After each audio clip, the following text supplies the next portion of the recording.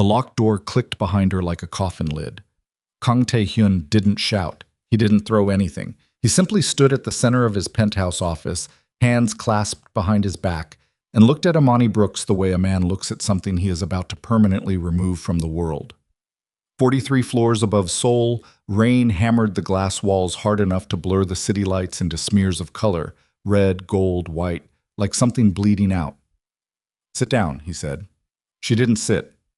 Her knees were shaking, but she didn't sit. On his desk, a printed transaction report, W4.5 billion. Her name attached to every transfer, her access codes, her timestamps. 14 months of meticulous, invisible theft, or so it appeared, laid out in 43 pages of damning clarity. Everyone in Seoul's underworld knew what happened to people who stole from Kang Tae-hyun. The stories weren't rumors, they were warnings. She had maybe 4 minutes to change the ending of her life. If you've ever been accused of something you didn't do, if you've ever stood in a room where no one believed you and the evidence all pointed the wrong direction, drop a like and tell me what city you're watching from. This story is traveling, and I want to see how far it goes. Subscribe so you don't miss what happens next, because what Imani does in the next 2 hours will change everything. The rain had started around 9. Imani remembered because she'd been at her desk on the 38th floor, transferring the last set of files to an encrypted drive no larger than her thumbnail, when she heard the first crack of thunder roll across the Han River. She'd flinched, knocked her coffee cup sideways, spent 30 seconds mopping lukewarm coffee off a stack of quarterly reports while her heart rate climbed toward something that felt medical. That was her. That was always her. The woman who tripped over her own shadow in the middle of a crisis. She was 31 years old, 5'4", and built in a way that Seoul's high-fashion corporate culture had never once let her forget. Her suits never fit right off the rack. She ordered them tailored, and they still pulled at the shoulders. She'd stopped caring about that somewhere around month 4 in this job, when she realized that nobody in Kang Tae-hyun's orbit looked at her long enough to form an opinion anyway. She was furniture. She was the woman who kept his schedule, routed his calls, and made sure his imported espresso was at exactly the right temperature when he arrived each morning. She was invisible. And for 22 months, invisible had kept her alive. She'd taken the job because she needed it. Her work visa had been running out. Her previous employer, a legitimate import-export firm, had dissolved overnight when its owner fled a tax fraud investigation, and she'd had 6 weeks in a rapidly emptying savings account to find something new. A staffing agency had placed her. The background check had apparently been thorough enough to satisfy whoever ran it. Nobody had told her, not explicitly, what kind of organization sat beneath the legitimate corporate structure of Kang Group Holdings. She'd figured it out herself. Took her about 11 days. By day 11, she'd understood 2 things clearly. She was not going to find another job this quickly, and Kang Tae-hyun, whatever else he was, had never once spoken to her the way men in positions of power usually spoke to women like her. He said please. He said thank you. When she'd knocked an entire tray of documents off his conference table on her 3rd week and stood there red-faced and stammering apologies, he'd looked at her for a long moment, then said, "Pick them up when you're ready," and gone back to his phone call. That was it. No cruelty, no performance of condescension, just space. The most underrated thing one human being can give another. She hadn't meant to start caring about keeping him alive. It had crept up on her sideways, the way the important things usually do.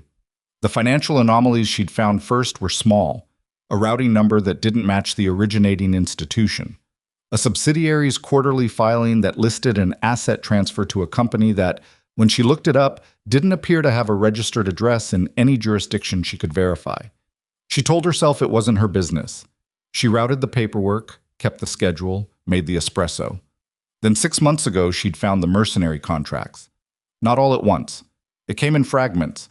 A wire transfer to a Luxembourg shell company, a coded communication she wasn't supposed to have access to but stumbled across when the server permissions were misconfigured during a system update, a travel manifest that didn't match any legitimate business trip she could find in Tae-hyun's calendar. She was good with numbers. She was in fact extraordinary with numbers. In the way that some people are extraordinary with things nobody ever thinks to look at closely because the person doing them seems too ordinary to notice. She'd spent 4 months verifying. She'd lost weight, gained it back. Couldn't sleep properly. Started carrying antacids in her suit pocket like breath mints. The plan she'd uncovered was elegant in the way that truly vicious things sometimes are.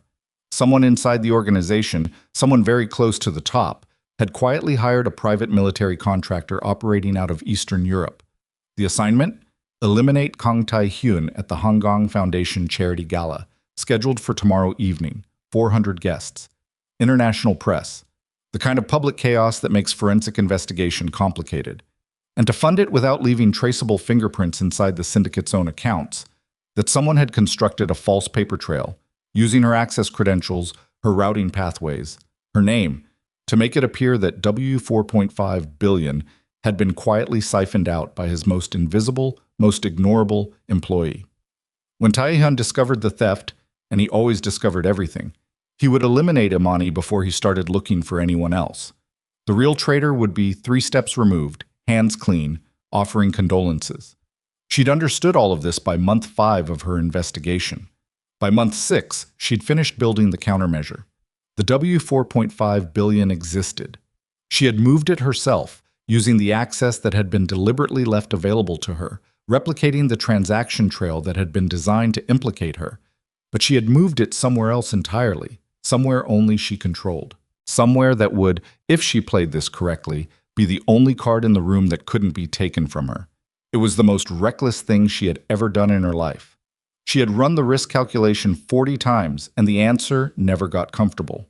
But the alternative was watching a man get killed at a charity gala because she'd decided it wasn't her business. She'd told herself this was professional loyalty, enlightened self-interest, the act of someone who understood which side of the ledger kept her employed. She'd stopped lying to herself about it somewhere around month 3 of not sleeping. The elevator to the 43rd floor required a key card she wasn't supposed to have. She'd obtained it the same way she'd obtained everything else in the last 6 months, quietly, carefully, by being the person nobody watched. Tae-hyun was at his desk when she knocked. She didn't wait for an answer. She opened the door, stepped inside, and said, "I need 10 minutes. After that you can do whatever you're going to do, but you need to hear this first." He'd looked up from whatever he was reading. His expression didn't change. That was the thing about him that still unnerved her. His face was a held hand. Nothing showed unless he chose to show it. "Close the door," he said. She closed it. She heard the lock engage from his side of the room, didn't look back. She set the encrypted drive on the edge of his desk, set the printed summary beside it, 43 pages, tabbed and flagged, because she'd had 22 months to understand that this man processed information the way architects process blueprints. You gave it to him structured, and he moved through it like a machine. "Someone inside your organization hired mercenaries to kill you tomorrow night," she said, "at the gala. The money trail was constructed to make it look like I stole W4.5 billion to fund it. The actual funder is someone else. I have the proof on that drive. I have a printed summary if you want to start there. The encryption key is in my head. You can hurt me and not get it, or you can listen to me and I'll give it to you." Silence. The rain was very loud. Tae-hyun looked at the drive, looked at the summary, looked at her. And this time, it wasn't the brief passing look he gave furniture. It was the full weight of him. She'd seen him dismantle men twice her size with that look. She held it. Her left knee was shaking. She put her weight on her right foot and prayed he couldn't tell. "The money," he said very quietly. "Where is it?" "Offshore trust, encrypted, my control.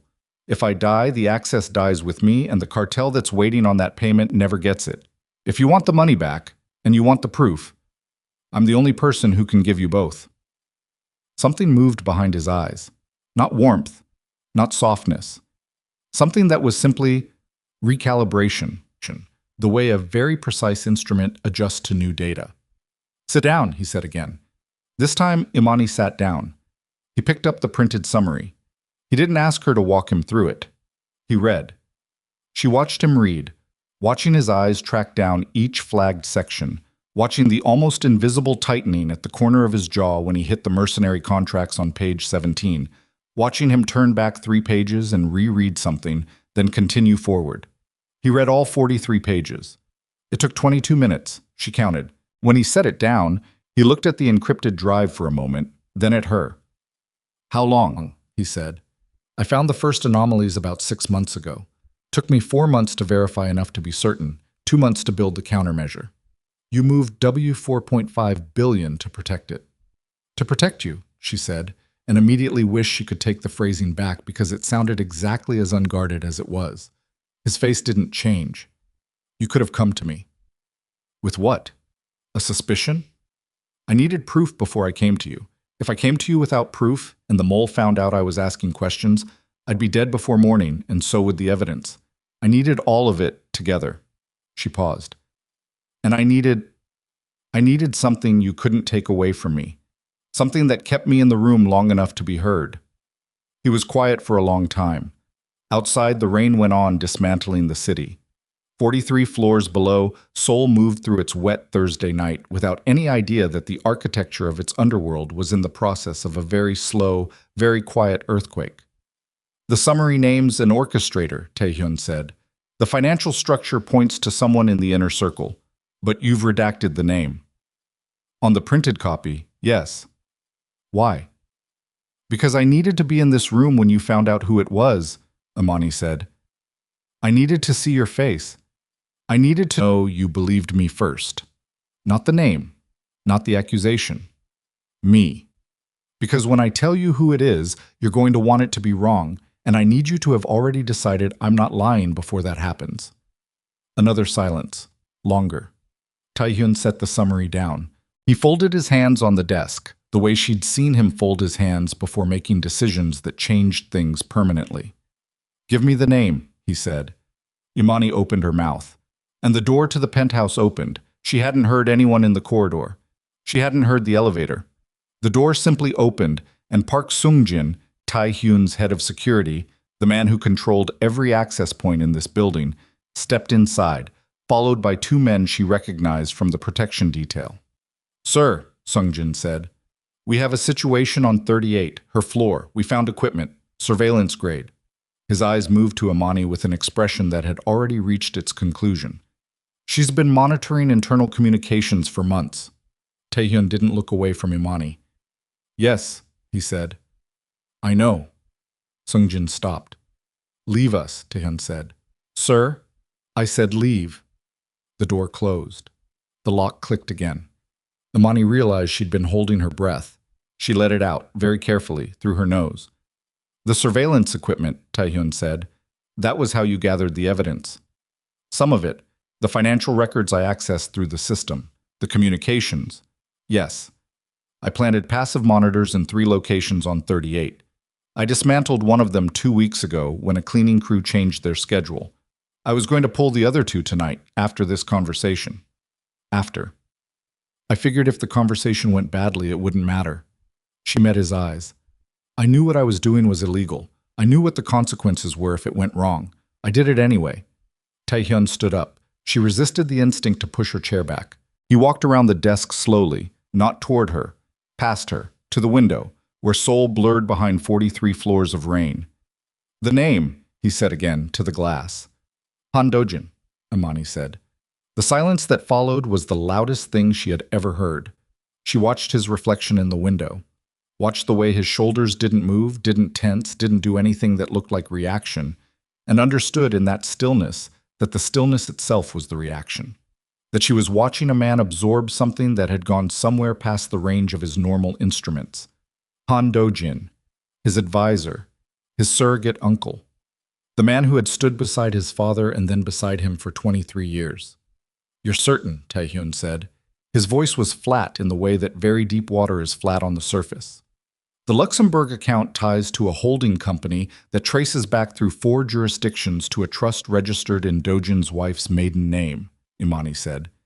The communication fragments, the coded ones on the drive, reference a contact name that appears in Dojin's personal correspondence from 8 years ago. A contact who now operates as a broker for private military contractors in Eastern Europe. She paused. I'm certain. He didn't move for a very long time. She didn't fill the silence. She'd learned in 22 months that this man used silence differently than most people. He thought inside it. You interrupted it at your own cost.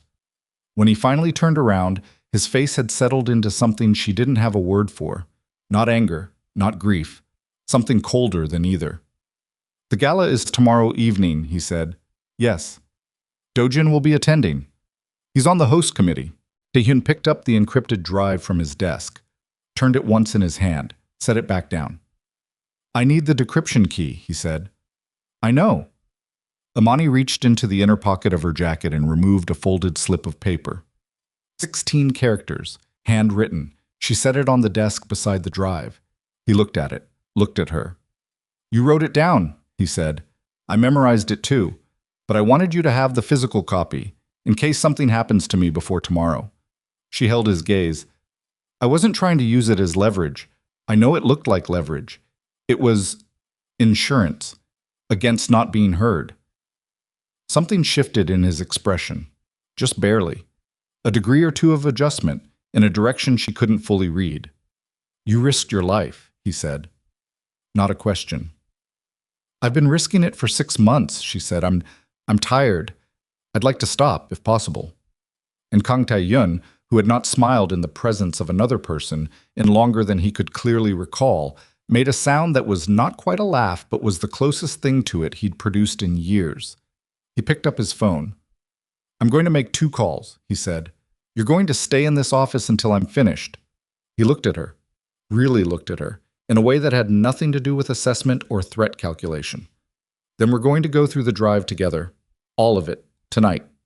Amani nodded. Her knee had stopped shaking. There's one more thing, she said. He paused, phone in hand. The financial structure. It's not just the assassination, the offshore accounts, the shell companies. Someone is routing money to finance a cartel acquisition, a hostile takeover of your organization's territory. Dojin isn't just trying to replace you. She met his eyes. He's already negotiated the sale. Taehyun looked at her for a long moment. How deep does it go? He said. I don't know yet, Imani said honestly. The drive has everything I found, but I think there are more names, people we haven't gotten to yet, people who are still in this building. The rain hammered the glass. Somewhere below them, the city moved through its night, unaware. Taehyun put the phone to his ear and turned toward the window, his voice dropping to something she couldn't hear. Imani sat in the chair across from his empty desk, in the office where she'd expected to die tonight, and looked at the encrypted drive sitting next to her 16-character handwritten key and thought, not yet, not tonight. She reached into her jacket pocket, found a crumpled antacid tablet, and ate it dry. Some things don't change just because the stakes get higher. Taehyun made 2 calls in 11 minutes. Imani didn't hear the words. He kept his back to her and his voice below the rain. But she heard the texture of both conversations. The first was short, clipped. The kind of call where the other person didn't ask questions because they'd learned not to. The second was longer, and at one point his hand flattened against the glass wall with a pressure that whitened his knuckles for about 4 seconds before he pulled it back and finished the sentence he was on. When he hung up, he stood at the window for another moment without turning around. My men are moving on the mercenary contact tonight, he said, before the gala team has time to activate. He turned. If your timeline is wrong and the contractor has already deployed advanced personnel, we have a problem. My timeline isn't wrong. The payment trigger was set for tomorrow morning, 11 a.m. The contractors don't move without confirmation of funds cleared. She paused, which they won't get because I have the funds. He looked at her steadily. You thought of everything. I thought of everything I could think of, she said. That's not the same thing. He pulled his chair out and sat back down across from her. He picked up the encrypted drive, turned it over once, then set it in front of her. Walk me through it, all of it, from the beginning. So she did. She pulled her chair closer to the desk.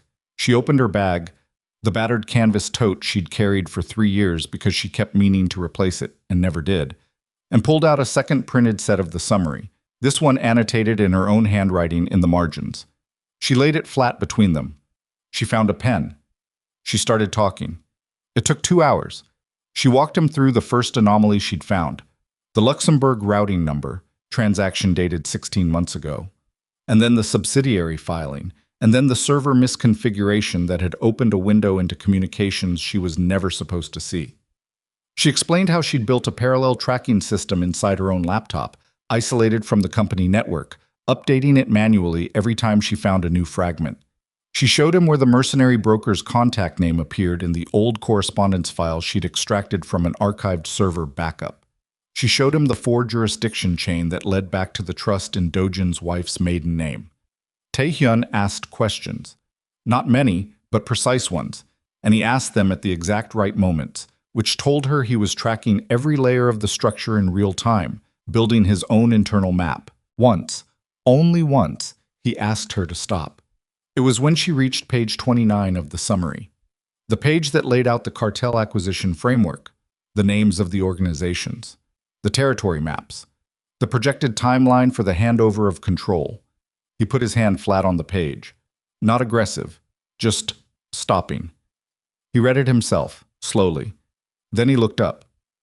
This was finalized, he said, 3 weeks ago. The signature on the framework agreement is proxy, a legal representative, but the authority chain traces back to Dojin. To Dojin. He took his hand off the page. He sat back. He rubbed the side of his jaw with 2 fingers, a gesture she'd never seen him make before, and she'd spent 22 months watching him without him knowing she was watching. 23 years, he said, quietly. Not to her, really, just out loud. She didn't say anything. He was at my father's funeral, Taehyun said. He was the one who told me when I was 24 and had no idea what I was walking into. He told me I was ready, that I could hold this. He wasn't looking at her. He was looking at a fixed point somewhere past her left shoulder. I believed him. I know, Amani said. His eyes came back to her, sharp. You knew about him for 2 months. Yes. And you didn't come to me. I needed everything together. I told you. I understand what you told me, he said. His voice was even, controlled. But there was something underneath it now. I'm saying it differently. You sat across from me every morning for 2 months, knowing that the man I trusted most in the world had arranged for me to be killed, and you... He stopped himself, breathed. You brought me my coffee. Yes. The silence was uncomfortable in a new way. I didn't know how to... She stopped, tried again. You don't have anyone you fully trust. I could see that. And if I came to you without airtight proof, and you mentioned it to the wrong person, or Dojin found out I was getting close, there was no version of that where I survived long enough to be useful. She held his gaze. I kept it because keeping it kept you alive. That was the calculation. I'm sorry if that feels like a betrayal. I know how it looks. Taehyun looked at her for a long time. It doesn't look like a betrayal, he said finally. It looks like the most rational decision anyone in my organization has made in the last 2 years. He picked up the annotated summary again, which tells me something uncomfortable about my organization. She let that sit. He turned to page 31, the section she'd flagged with a red tab. This account, the secondary offshore structure, you have it as partially identified. What's the gap? There are 2 transaction layers I haven't been able to source. The money flows into a Cayman account and then disappears. The receiving institution shows up, but the beneficial owner is behind a nominee structure I don't have a way to penetrate from the outside. She tapped the margin note she'd written there. I think there's a second person. Someone handling the cartel coordination from the inside who isn't Dojin. Someone with access to a different level of the financial structure. Taehyun went still. Inside the inner circle. Yes. You have candidates. 2, maybe 3. She reached into her bag again and pulled out a folded sheet she'd kept separate from the main summary. She unfolded it and placed it face down between them. I want to tell you what I found and how I found it before you see the names. Because 2 of them are people you see every day, and I need you to hear the logic before the names, or the names are going to hit wrong. He looked at the folded sheet, looked at her. You've done this before, he said. This approach. Lead with the logic, hold the name. It's how you make sure the evidence lands instead of the emotion, she said. The emotion is going to come regardless. But if the evidence gets there first, it has a chance of holding the room. A pause. Something in his face shifted. Not warmth exactly, but something adjacent to it. Something that might have been, under other circumstances, respect of a particular and deliberate kind. Right, he said. Walk me through the logic. She was halfway through the 3rd candidate profile when his phone buzzed. He glanced at it. His expression didn't change, but his hand tightened around the device in a way that she'd learned to read as bad news arriving faster than expected. "One moment," he said. He stood and walked to the far side of the office, near the private elevator. Not to take the call away from her, she realized, but to check a message. He stood with his back to her for about 40 seconds, reading. When he turned around, his face had closed down. "My men found the mercenary advance contact," he said. "He's dead. Found dead in a hotel room in Mapo district. Staged to look like a cardiac event, but the timing—" "Dojin," Imani said. "Someone alerted him. The advance contact was eliminated before my men could bring him in, which means someone knew I'd been told." He looked at her. The weight of it was in his eyes now, not directed at her, but it was there. "The only people who knew I received new intelligence tonight were the 2 men I called. And me. And you." She held the look. Her stomach had gone cold. "Your security chief walked in here earlier, Sungjin. He saw me. He saw the summary on the desk." Taehyun's jaw tightened. "Sungjin has been with me for 9 years. I know. I'm not accusing him. I'm saying he saw enough to understand what was happening, and if he mentioned it to anyone, even casually, even in what felt like a routine check-in, it could have moved." Taehyun was already pulling up something on his phone. His fingers moved fast. He sent 3 messages in rapid succession. "I'm pulling Sungjin's communication logs for the last 2 hours, he said. "If there's a leak in my security structure, I need to know before morning." He set the phone face down. His eyes came back to her. "The names. The 2 candidates from your list. Tell me now." She flipped the sheet face up. He looked at the names for a long time without speaking. The rain kept going. The city kept blurring below. "Lee Byung-ho," he said. His voice was flat. His wife's personal account received 3 transfers from a Singaporean account that traces to the same network as Dojin's Luxembourg structure. Small amounts, separated by irregular intervals so they wouldn't pattern match in routine audits. But I cross-referenced them against the transfer dates from the main account, and they align. She kept her voice steady. "He's your chief legal counsel. He would have had the expertise to construct the proxy signature framework on the cartel acquisition, and the access." Taehyun's expression was something she didn't want to read too deeply. Lee Byung-ho had been with the organization since before Taehyun inherited it. "The second name," Taehyun said. "Choi Min-seo." A beat. "She handles logistics," Imani said. "Specifically, she coordinates with the venue teams for events, including the gala." She paused. "The advanced mercenary team would have needed access to the venue layout, security blind spots, the rotation schedule for your personal protection detail during the event. She would have had all of that." "Yes." Taehyun stood up. He walked to the window again. She watched his reflection, the set of his shoulders, the way he breathed, the very controlled and very deliberate stillness of someone keeping themselves together through something that wanted to break loose. "How many people," he said quietly, "how many people in my organization are working against me?" "I don't know," Imani said honestly. "What I found suggests 3 confirmed: Dojin, Byung-ho, Min-seo. Possibly more who are being paid for individual tasks without knowing the full picture. That's how these structures usually work. You compartmentalize so that no single person can dismantle the whole thing by talking. But you dismantled it." "I had 22 months of watching from a place no one was watching back," she said. "That's different." He turned from the window. He looked at her with an expression she still couldn't fully name. It had too many things in it moving at once. "I need you to stay in this building tonight," he said. "I know. Not as a prisoner, as—" He stopped, seemed to be working out what the right word was. "The intelligence on that drive is the only complete picture of what's happening. You're the only person who can navigate it with me. I need you here until this is finished." "Okay," she said. "I'm going to put you in a secure room on the 41st floor. My men will be outside. You'll have everything you need. I need my laptop. It's on 38. The isolated one. It has additional analysis that isn't on the drive. Secondary modeling I did on the Cayman account." He nodded, picked up his phone, spoke 2 sentences into it, and hung up. "Someone will retrieve it. It's in this bottom drawer of my desk, locked. The key is—" She reached into the small front pocket of her tote bag and held up a key on a plain metal ring.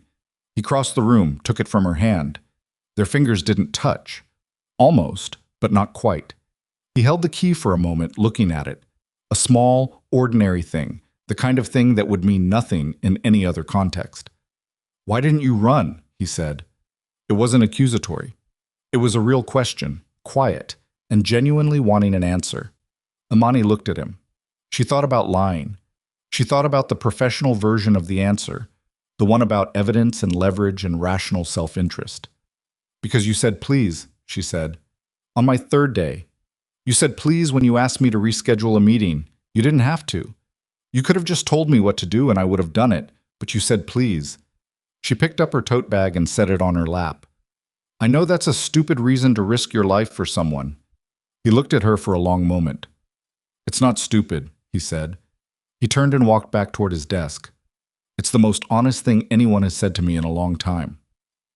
The secure room on 41 was smaller than her apartment but had better furniture. There was a window, sealed, triple-paned, and a desk and a couch and a private bathroom with toiletries still in their packaging. Someone had set up a tray with hot tea and rice and side dishes that she was too wound up to eat, but ate anyway, mechanically, because her body was running on fumes and she couldn't afford to let it shut down. Her laptop arrived 20 minutes after she did. She opened it immediately, pulled up the Cayman modeling files, and started running the secondary analysis again with fresh eyes. Outside the sealed window, Seoul shivered under the rain.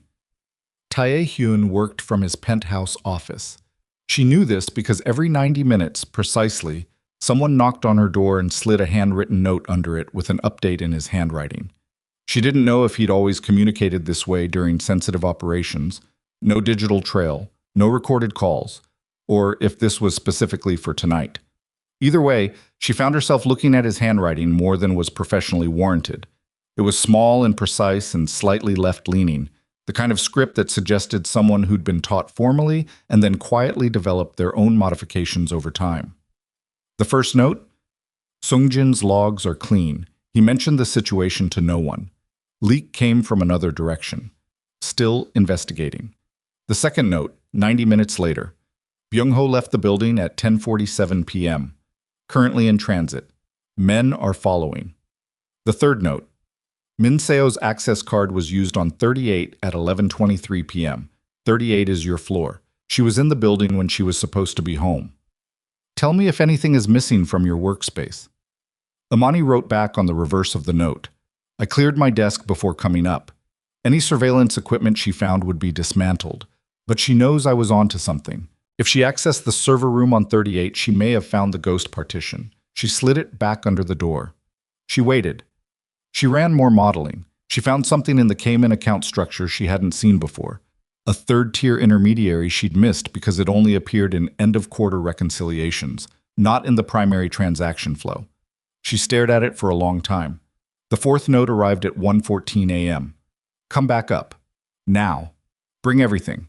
She was at the penthouse door in 4 minutes. Her laptop under one arm, her tote bag over the other shoulder, the annotated summary tucked against her ribs. One of the men outside Tae-hyun's office opened the door for her without a word. Tae-hyun was standing at his desk. Sungjin was there too, for the first time since he'd been sent out of the room hours earlier. There was a third man she didn't recognize. Mid-40s, weathered face, the kind of stillness that came from operating in environments where stillness was a professional requirement.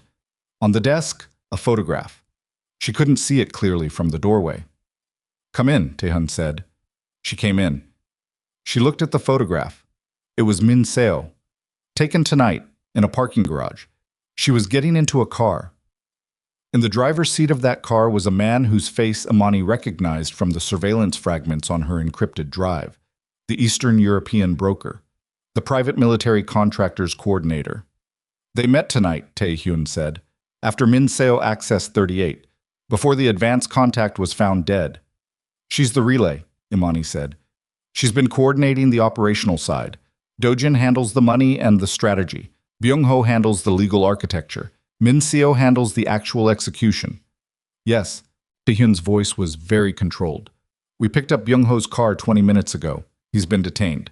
Min Seo is in the wind. She left the garage and we lost her vehicle in Gangnam traffic." He looked at Imani. "We need to know if the contractor will proceed without the advance contact. If Min Seo reaches the replacement coordinator and confirms that the payment is still accessible, that the offshore trust is still live.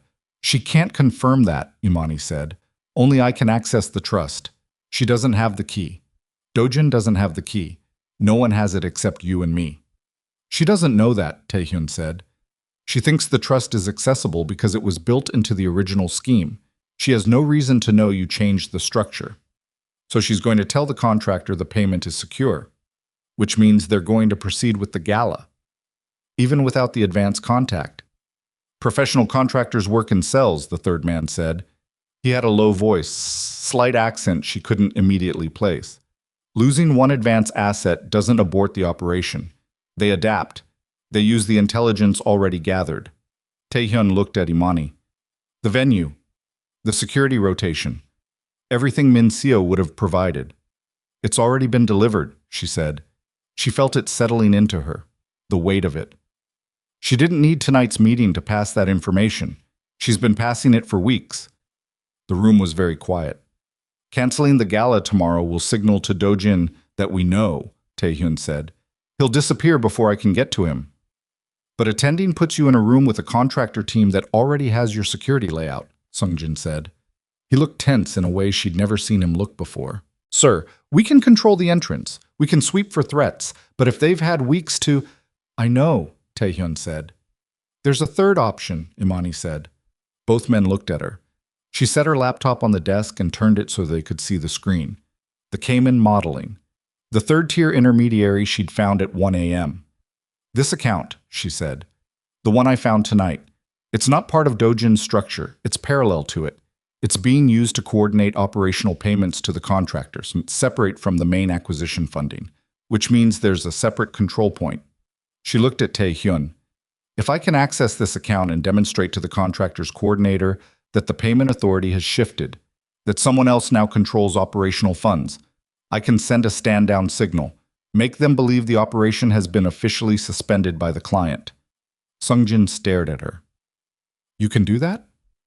I need access to the account infrastructure, which means I need Dojin's digital signature chain, or something close enough to it to pass a verification check. She looked at Taehyun. Does he have a device that's been on your building's network in the last 72 hours? Taehyun looked at Sungjin. His tablet, Sungjin said. He left it in the conference room last Tuesday. It was returned to him Wednesday, but it was on our system. If you have a network log of its activity during that window, I can reconstruct his authentication pattern well enough to… She stopped herself, looked at Taehyun directly. I'm describing something that's illegal in about 6 jurisdictions. I want to be clear about that. Taehyun looked at her for one beat. I run a criminal organization, Imani. It was the first time he'd used her name, not Ms. Brooks. Not a title. Just her name, in the same flat, quiet voice he used for everything, but landing differently because of what it wasn't. She looked at the screen. Get me the network log. Sungjin left the room. The third man, she still didn't know his name, didn't ask, moved to a position near the door that was either guarding it or guarding the room. She couldn't tell which. Taehyun came to stand beside her at the desk. Not behind her. Beside.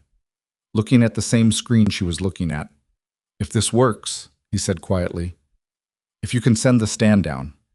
We still have to deal with Dojin. At the gala. In front of 400 people. I know. He's going to know by morning that Byung-ho is gone. He's going to know something has shifted. He'll accelerate. Yes. I need him to come to me before he knows how much I know, Taehyun said. I need him to believe he still has the advantage, that the operation is still on track, that I still trust him. She understood what he was saying. You're going to have to see him tomorrow, she said. Before the gala. Talk to him. She searched for the word. Normal. Yes. She looked at his profile, the sharp line of his jaw, the controlled set of his mouth. 23 years of history with a man who'd been quietly selling him to a cartel. Can you do that? She asked. Not doubting him, actually asking. He was quiet for a moment. He used to bring me tangerines, Taehyun said. When I was a child. He'd peel them in one long spiral and give me the sections without the pith because he knew I didn't like it. He said it without inflection, just the fact of it. I can look at him tomorrow and say good morning. Yes.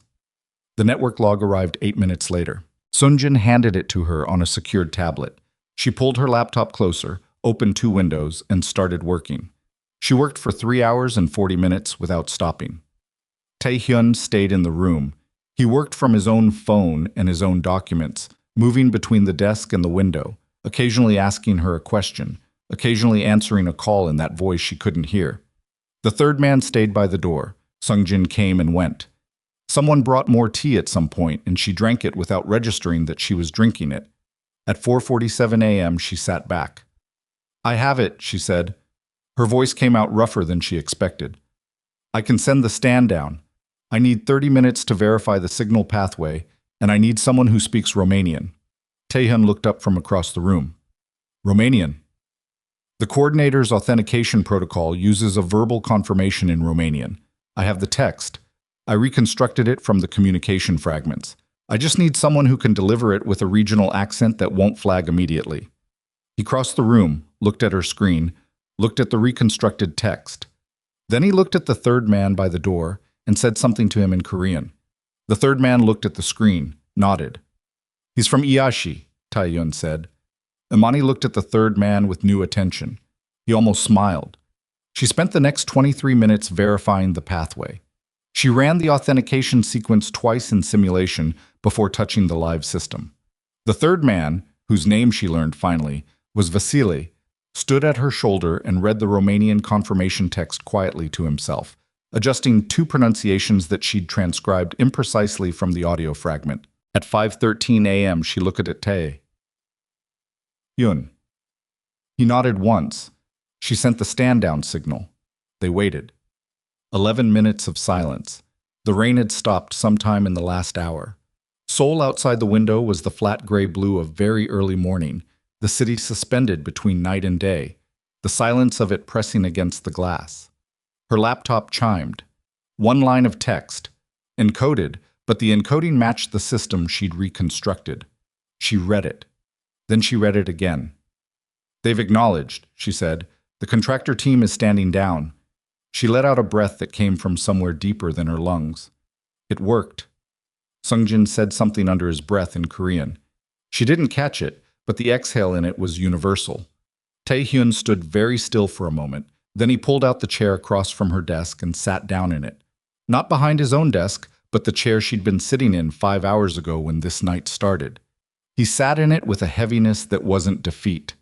It was the weight of someone who had held something taut for a very long time and had just been given permission to breathe. "We still have Dojin," she said. "Yes." "He doesn't know the contractor stood down. He's going to arrive at the gala tonight expecting the operation to execute. When it doesn't, he'll improvise," Taehyun said. "Dojin has always been a man who improvises." He looked at her across the desk. "So we need to be ready before he realizes anything has changed." She nodded. She looked at her laptop screen, the stand-down confirmation still visible. Then she looked at the window, at the slow gray light beginning to define the shape of the city. "You should sleep," Taehyun said. "I could say the same to you." "I don't sleep before things like this." "Neither do I," she said. He looked at her. Something moved in his expression. Acknowledgement, maybe. Recognition of a particular kind. 2 people in a room at dawn after a night that had changed things permanently, both of them too wired and too careful to admit how tired they were. Imani reached into her bag for another antacid, found the packet empty, crumpled it, and set it on the desk. Tae-hyun watched this. Then, without a word, he opened the top drawer of his desk and produced a blister pack of antacids, a different brand than hers, mint flavor, and set it on the desk in front of her. She stared at it. "You keep antacids in your desk," she said. "I run a criminal organization," he said, for the second time tonight. Same tone, same delivery. She picked up the blister pack, pressed out a tablet, ate it. Outside, the city was waking up. Down in Gangnam, Min Seo was in the wind, Byung-ho was in detention, the contractor team was standing down. And Han Dojin, the man who'd peeled tangerines in one long spiral for a boy who didn't like the pith, was asleep somewhere in Seoul, still believing tomorrow night would go exactly as planned. He was going to find out how wrong he was. But first, Imani looked at the second-to-last flagged page of her summary, the one she hadn't reached before Sungjin had walked in hours ago, and felt the bottom drop out of her stomach. because the third name on her candidate list, the one she hadn't shown Tae-hyun yet, the one she'd kept back because she hadn't been certain, because the evidence was circumstantial and she'd needed more time to verify, was staring back at her from the page, and the additional analysis she'd run in the last 3 hours had just made it certain. It wasn't someone in the periphery. It wasn't a logistics coordinator or a legal architect. It was Park Sung-jin, the man who had just left the room. Imani sat with the page in front of her and did not move for 11 seconds. She counted them. It was a habit she'd developed somewhere in the last 6 months, counting seconds when her body wanted to react before her brain had finished processing. 11 seconds of stillness while the information reorganized itself inside her, while the evidence columns she'd been building in her head for weeks clicked into a new and terrible configuration. Park Sung-jin, the man who controlled every access point in this building, the man who managed the protection detail rotation, the same rotation that Min Seo would have needed to pass to the contractor team. The man who had walked into this office tonight, 5 hours ago, and told Tae-hyun that surveillance equipment had been found on 38.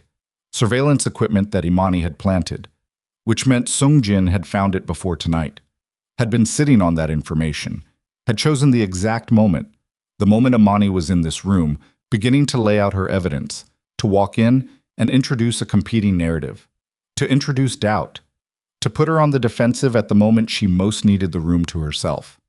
She thought about the first call Tae-hyun had made tonight, clipped, short. No questions from the other side. She thought about how the mercenary advance contact had turned up dead before Tae-hyun's men could reach him. She thought about the timeline.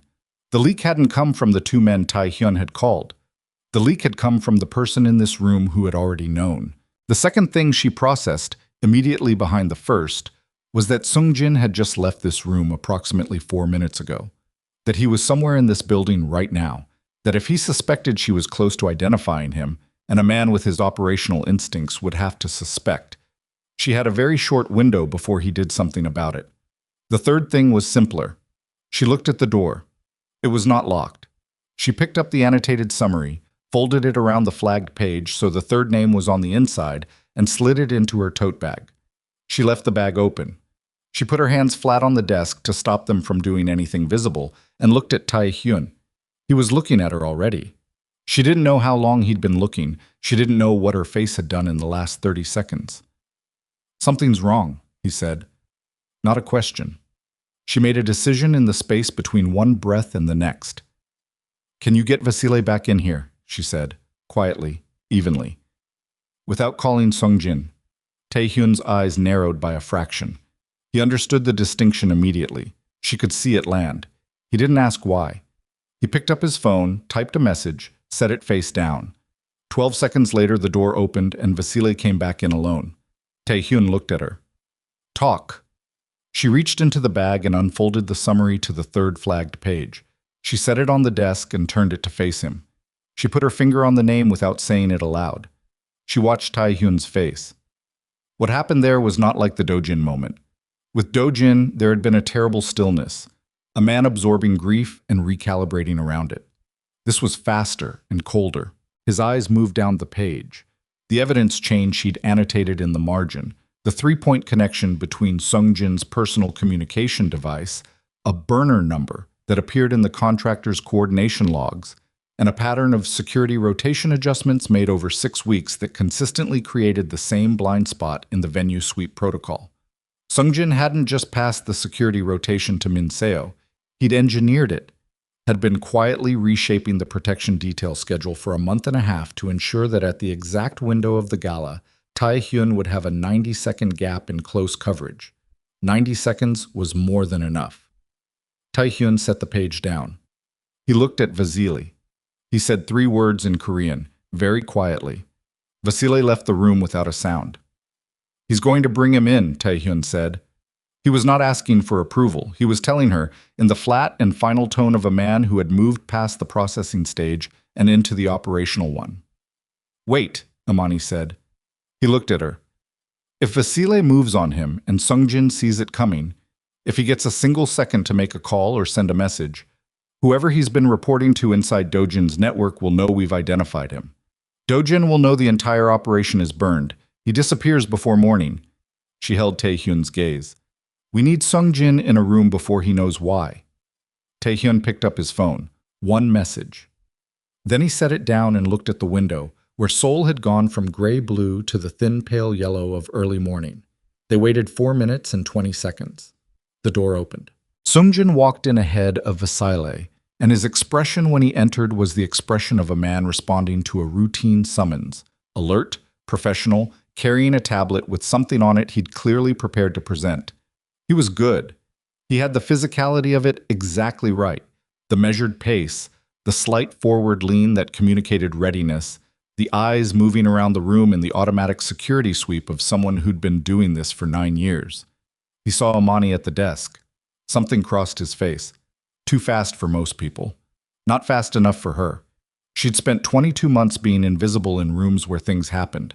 She had a finely calibrated sense of when someone's face did a very small thing it wasn't supposed to do. "Sir," Sung-jin said. He looked at Taehyun. "The Byung-ho situation. I have an update." "Sit down, Sung-jin," Taehyun said. The way he said it. Not aggressive, not cold exactly. It was a sound with no give in it, the way certain walls have no give. You could put your hand on them and push, and nothing would happen. And after a moment you'd understand that the wall had simply been there long before you arrived and would be there after. Sung-jin sat down, slowly. He set the tablet on the edge of the desk. His hands were steady. His face had gone to neutral. He was already managing, already reading the room, running his own calculations. 9 years, Taehyun said.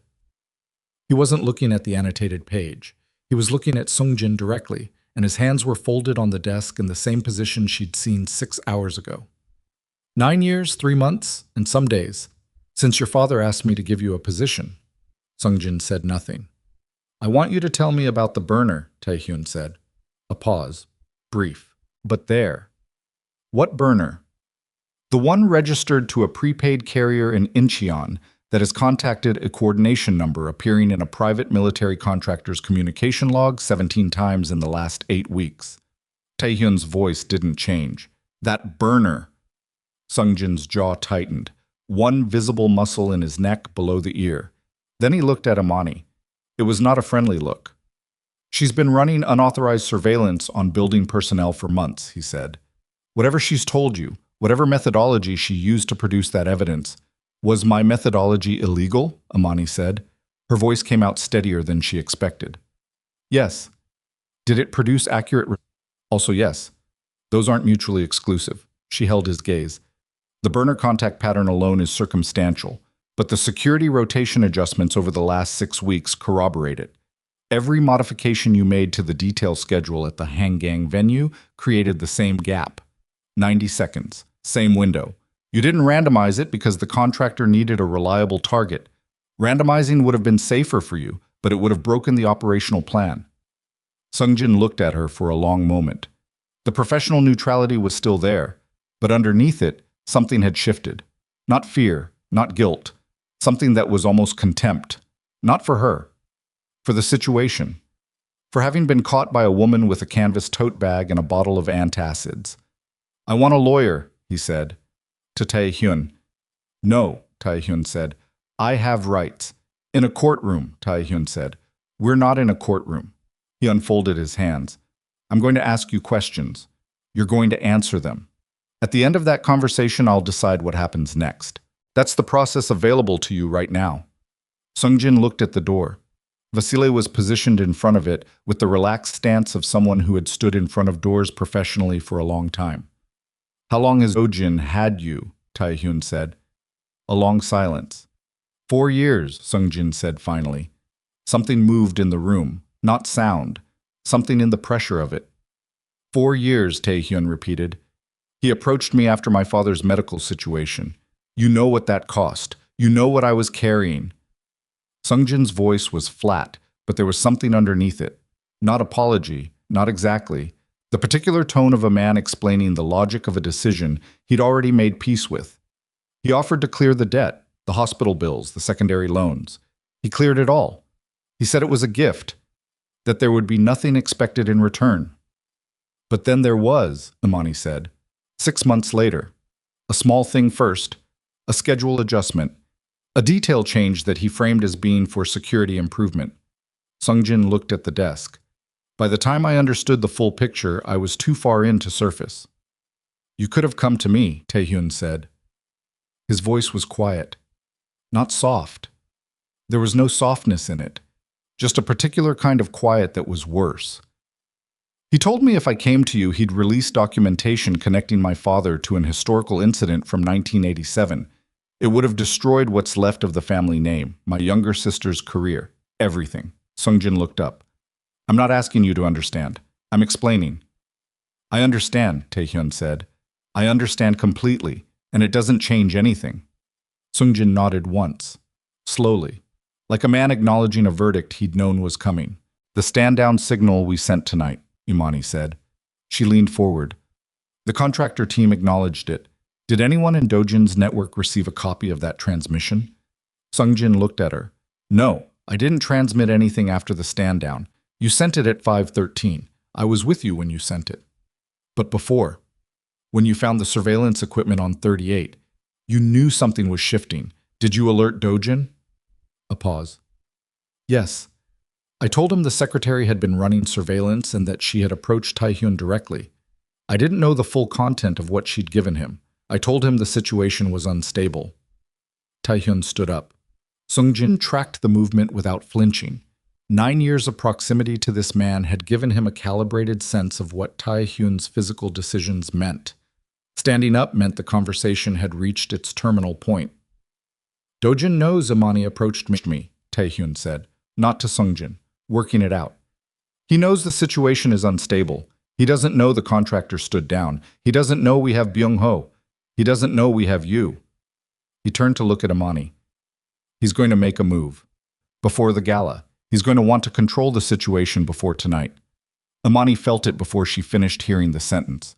Her phone, her personal phone, sitting on the desk beside her laptop, the one that almost nobody in this organization had the number for, buzzed.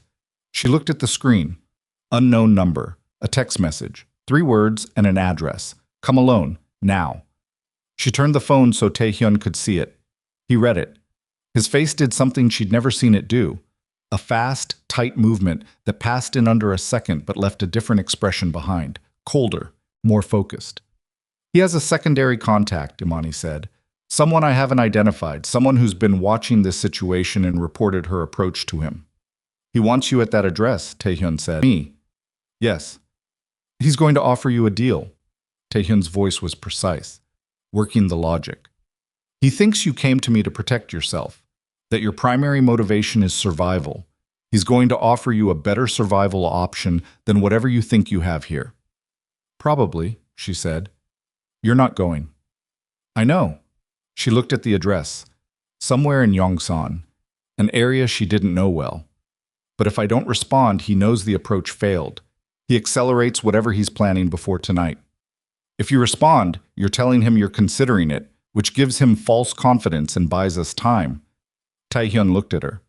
We send a response, something that keeps him waiting without committing. She typed, I need 2 hours. Sent it before she let herself think about it too hard. The reply came in 40 seconds, 1 hour. Come alone or the offer expires. She set the phone face down. Her hands were completely steady. She wasn't sure when that had happened, when steady had become her default in this building, in this room, at this desk. Vasily, Taehyun said. He gave instructions in Korean. Vasily nodded and left. Taehyun looked at Sungjin. He looked at him for a long time in the silence left by Vasily's departure. 9 years of shared history sitting between them like a piece of furniture nobody wanted to move around. Your sister, Taehyun said. The documentation Dojin has. Sungjin looked up. I'll take care of it, Taehyun said. After this is finished. Whatever he's holding over your family, I'll bury it. He paused. That's not a promise contingent on your cooperation. I'm telling you so you know the leverage he had on you no longer exists regardless of what you do next. Sungjin stared at him. For the first time since sitting down, his face cracked slightly. Not into emotion exactly, into something rawer than his professional exterior, something that looked like a man who had carried a specific weight for 4 years and had just been told, without ceremony, that it was being lifted. He looked at the desk. What do you need from me? Everything you know about Dojin's secondary contacts, every communication method, every backup plan he mentioned, everything. Taehyun sat back down. Start with the secondary contact who sent that message. It took Sungjin 40 minutes to tell it all. Imani sat across from him and listened and made notes in the margin of a clean page she tore from the back of the summary. She asked 6 questions. Each one landed at a precise gap in the information. Sungjin visibly registered the precision each time, the recognition that the woman across from him had been building this map for longer than he'd been aware of her. By the time he finished, a picture had formed that was worse and simpler than the layered architecture they'd been working through all night. Dojin had a backup plan for the backup plan. If the gala operation failed, for any reason, he had arranged for a secondary team to acquire Imani directly. Not to kill her, to hold her. Because he'd understood from the beginning that she was the only person who could unlock the offshore trust. His entire cartel acquisition payment framework depended on that money. If the gala went wrong, he defaulted to the hostage option. The address in Yongsan wasn't a meeting point. It was a secondary extraction site. If she had walked through that door alone, she would not have walked back out. The room was very quiet when this finished assembling itself in Imani's head. She set her pen down. She looked at Taehyun. He was already looking at her. He'd gotten there ahead of her. She could see it in his face. He'd processed the Yongsan address and its implications approximately 90 seconds before she'd finished working it out. He's planning to take you, Taehyun said. Yes. Which means he already knows the gala operation is compromised. She thought about that. Not necessarily. The secondary team could be a standing contingency, something he maintains regardless of whether the primary operation succeeds. If it succeeds, he gets the territory, and the payment follows through legal channels after the handover. If it doesn't, he falls back to direct leverage. She looked at her notes. Either way, he's coming tonight. He's going to be at the gala. He has to be, Taehyun said. If he doesn't appear, I know something is wrong. He knows I know that. He'll come. Imani pulled her laptop closer. She stared at the screen. The stand-down confirmation still open in one window, the Cayman account analysis in another. She thought about the secondary team in Yongsan. She thought about the 1-hour window that was now down to 40 minutes. The message, she said. He's waiting for me to show up at that address. When I don't come, he'll know the approach failed. How quickly does he move after that? Sungjin answered. Fast. Dojin doesn't sit on failed approaches. He redirects. He looked at Taehyun. If he believes the primary operation is still viable, if the contractor team hasn't signaled to him directly that they stood down, he may still be planning to let the gala proceed and use the secondary team as insurance. The contractor team won't contact him, Imani said. The stand-down came through official channels in their protocol. They have no reason to escalate it to the client. She looked at the window. The sun was fully up now, thin winter light lying flat across the city. He thinks he still has tonight. Then we have tonight, Taehyun said. A knock at the door. Not Vasile. A younger man, someone she recognized from the outer security team, who opened the door, looked at Taehyun, and spoke rapidly in Korean. Taehyun's expression shifted. He stood up. The secondary team in Yongsan is moving. They've left the extraction site. Moving where? Imani said. Here, Taehyun said. She was on her feet before she finished processing the word. Laptop under her arm, bag over her shoulder, the annotated summary already inside it. He didn't wait for you to come to him, Taehyun said, and there was something in his voice that was almost, she thought, admiration, dark and grim, and directed at the man he was about to destroy. He was never waiting. The message was a distraction. He's been moving the secondary team since before he sent it. He knew I wouldn't come alone, she said. He knew if I'd already talked to you, you wouldn't let me walk into that address without coverage. So he sent the message to fix your attention on Yongsan while he directed the real move here. How long? Taehyun said to the young man at the door. Korean response, short. 12 minutes, Taehyun said. He looked at Imani. For a fraction of a second, long enough to be real, short enough to be deniable. Something passed across his face that had nothing to do with operations or intelligence or strategic calculation. Something that was simply one person looking at another person and registering that the next 12 minutes carried a specific kind of weight. Then it was gone. replaced by the controlled, precise focus she'd spent 22 months watching from across offices and conference tables. "Stay close to me," he said. "Whatever happens, you don't separate from me." "Okay," she said. "I mean it. If this goes sideways and there is a moment where you think separating is safer, it isn't. Stay close." "I understand." He started toward the door, stopped, turned back. He opened the top drawer of his desk and removed a small item. A phone, compact, different from his primary. He held it out to her. "Secondary line. It only reaches my primary. If we get separated despite everything, you call that number. That's the only instruction." He held her gaze. "Don't try to negotiate with anyone. Don't try to use the trust as leverage. If they take you and you need time, give them a false access sequence. It'll take them 48 hours to realize it doesn't work." She took the phone. It was warm from the drawer. She put it in her jacket's inside pocket against her ribs. "The trust," she said. "The real sequence. What if something happens to you and something happens to me? No one else can access that money.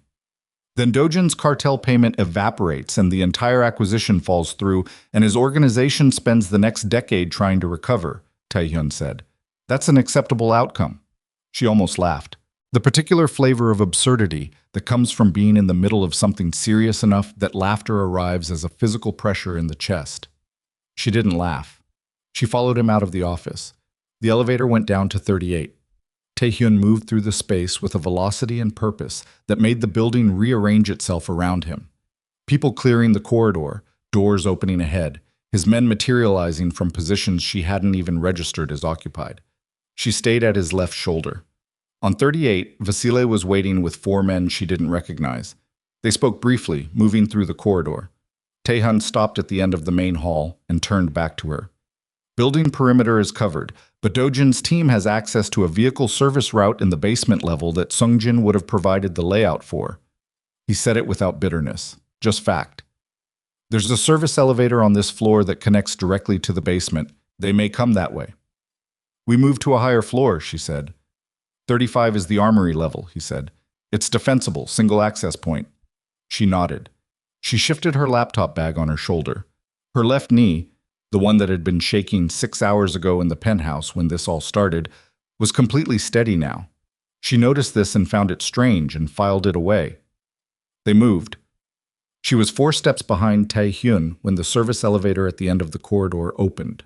Han Dojin stepped out of it. He was not who she'd expected. She'd built a picture of him from evidence, numbers, account structures, communication fragments, proxy frameworks. The picture had been abstract. The man standing at the end of the hall was not abstract. I was 71 years old and wore a dark suit without a tie, and carried himself with the particular posture of someone who has never, in living memory, walked into a room and felt uncertain of his reception. He held a silenced pistol at his side. Not raised, just held, with the loose ease of someone who had made the relevant decision before walking through the door. Beside him, 2 men, both armed, both positioned in the way that people who have done this many times before position themselves. Behind Taehyun, Vasile, and 2 others. Good odds, except for the geometry of the corridor. Narrow, nowhere to move laterally. The service elevator behind Dojin and the main elevator bank behind Taehyun.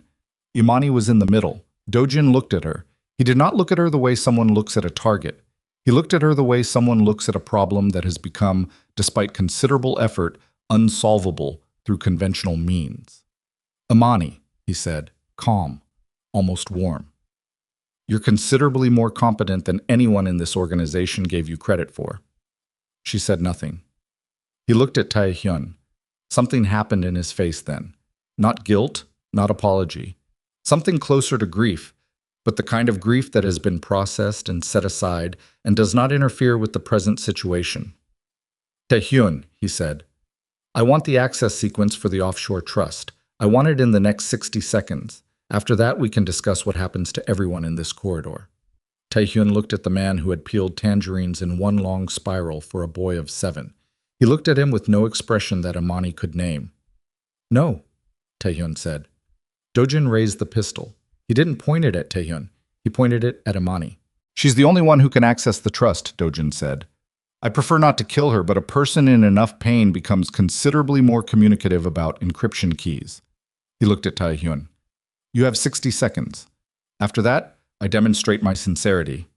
Taehyun's hands were at his sides. Vasily and the two men behind him were holding positions. They couldn't move without Dojin's men responding, and in a corridor this narrow, the geometry was catastrophic. Imani looked at the gun, at Dojin's hand holding it, at his face above it, patient, precise, utterly convinced of his position. She looked at the crystal decanter on the credenza beside the corridor wall, a decorative piece, heavy, sitting at arm's reach to her left. She thought, this is the most irrational thing I have ever considered. She thought, the math works, the geometry works. If she moved left and used her weight, all of it, every pound that Seoul's corporate culture had spent years trying to make her apologize for, and she got inside Dojin's arm before he tracked the movement, there was a corridor of maybe 2 seconds where Taehyun could, she thought, I am terrified. She picked up the decanter, and then she stopped thinking and she threw it. The crystal left her hand at the same moment her feet left the floor, and she had just enough time to register the sound of it, the sharp explosive crack as it connected, before her shoulder slammed into Dojin's chest, and the corridor became noise and motion and the specific chaos of a plan converting itself, at speed, into something none of them had planned for. The gun went off. She heard it the way you hear something when you're already moving through it.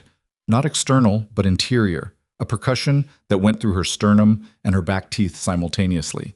And then she hit the floor with Dojin's weight partially on top of her, and something in her left side was screaming a complaint she didn't have time to investigate. And from somewhere above her she heard Taehyun's voice, not calling her name, just a single sharp sound that meant the 2 seconds she'd bought him had been enough. The fight that followed lasted 47 seconds. She knew this because she counted them from the floor, one hand braced against the carpet, watching Kang Taehyun move through the corridor with the absolute controlled violence of someone who has spent his entire adult life being exactly what people like Dojin tried to underestimate. At second 47, it was finished.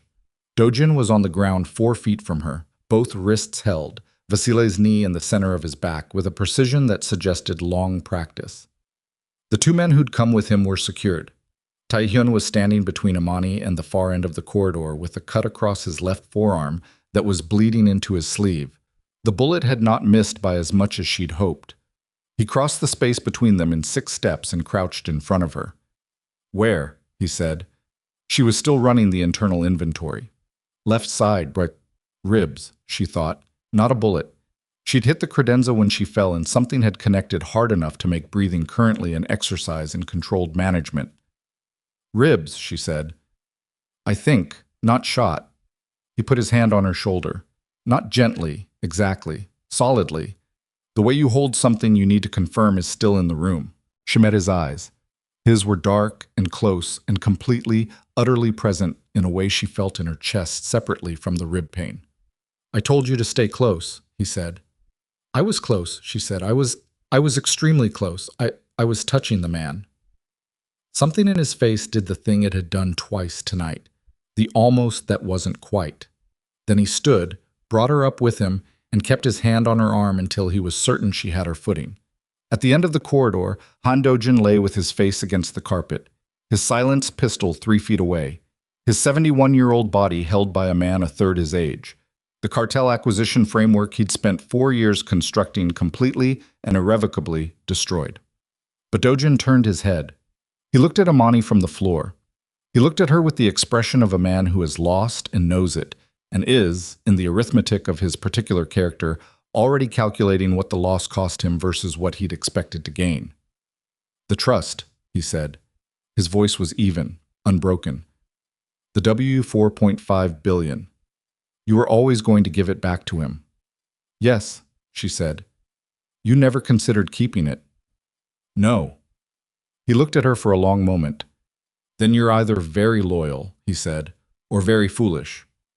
Probably both, Imani said. She put her hand against her left side and breathed carefully, and looked at what was left of the plan she'd carried for 6 months. Broken open now, every piece of it exposed, every layer stripped back, and understood that the next hours would require something she didn't have a name for yet. Not the analyst, not the invisible secretary, not the woman who counted seconds and ran models and moved money through encrypted offshore structures. Something else. Something that had been forming in the dark of 22 months of watching from a place nobody watched back, and had arrived, without warning, in a narrow corridor on the 38th floor, with a crystal decanter in her hand and absolutely nowhere left to be careful. They took Dojin to the sub-level holding room at 6:43 a.m. Imani knew the time because she'd looked at her watch when they moved him. A habit, the same compulsion that made her count seconds, and log timestamps and keep every receipt for every transaction, even when the transaction was illegal in 6 jurisdictions. Her left side throbbed with each step she took down the corridor.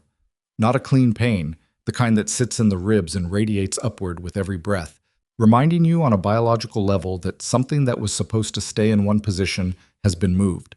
She didn't say anything about it. There wasn't time, and more importantly, there were things that needed to happen in the next 4 hours that would require her to be upright and functional, and drawing attention to the pain felt like the first step toward being told to sit down somewhere and rest while other people handled it. She had spent 22 months being the person who sat down somewhere and handled things quietly. She was not doing that anymore. The sub-level room was concrete and fluorescent lit and had 2 chairs bolted to the floor and a table that was not bolted to anything, which she filed away as a detail. Dojin sat in the left chair. Basile had zip-tied his wrists in front, not behind, which was either a show of courtesy toward a 71-year-old man or a strategic decision about the optics of the conversation. She guessed the latter. Taehyun didn't do things for courtesy reasons at 6:43 a.m. in a sub-level holding room. Taehyun's arm had been wrapped. Someone had produced a medical kit from somewhere. This building apparently had several, positioned the way a reasonable building might position fire extinguishers, and a clean bandage now covered the graze on his forearm. He'd rolled his sleeve back down over it. He stood on the opposite side of the table from Dojin with his hands in his pockets, which Imani had learned overnight was his most dangerous posture. When he was loudest, he was managing. When his hands disappeared, he had already decided. She stood to his right. Her laptop was gone, still on 38, or wherever it had landed in the chaos of the corridor. She had her tote bag. She had the annotated summary. She had the secondary phone pressed against her ribs inside her jacket, and her own phone in her left hand, and the specific and concentrated attention of someone who has run on no sleep for a very long time and has found, in the chemicals of sustained crisis, a kind of terrible clarity. Dojin looked at neither of them. He looked at the table. "The cartel's operational director is a man named Petrov," he said, without being asked, without preamble. "He will contact me by 7 a.m. for a status confirmation. When he doesn't reach me, he will move to a contingency protocol, not the contractor team. They're stood down, I assume." He looked up at Taehyun. "Your secretary's work." "Yes," Taehyun said. "The contingency is financial," Dojin said. "Petrov has access to a secondary claim mechanism on the offshore trust, not the primary access. He can't unlock it without the key. But he can trigger a legal challenge through the Cayman registry that would freeze the trust's assets indefinitely, tie it up in jurisdictional arbitration for years." He looked at Imani. "Your leverage disappears. The W4.5 billion becomes inaccessible to everyone, including you, including Taehyun, for a minimum of 3 to 5 years while lawyers argue about it in 3 different countries." Imani looked at him steadily. "You're telling us this voluntarily." "I'm telling you because at 7 a.m. it becomes irrelevant whether I tell you or not." He looked back at the table. Something in his posture had changed since the corridor. The absolute self-possession was still there, but underneath it, she could see it if she looked at the set of his shoulders, the way his bound hands rested, was something exhausted. Not afraid, just exhausted, the way things get when they've been held under pressure for a very long time.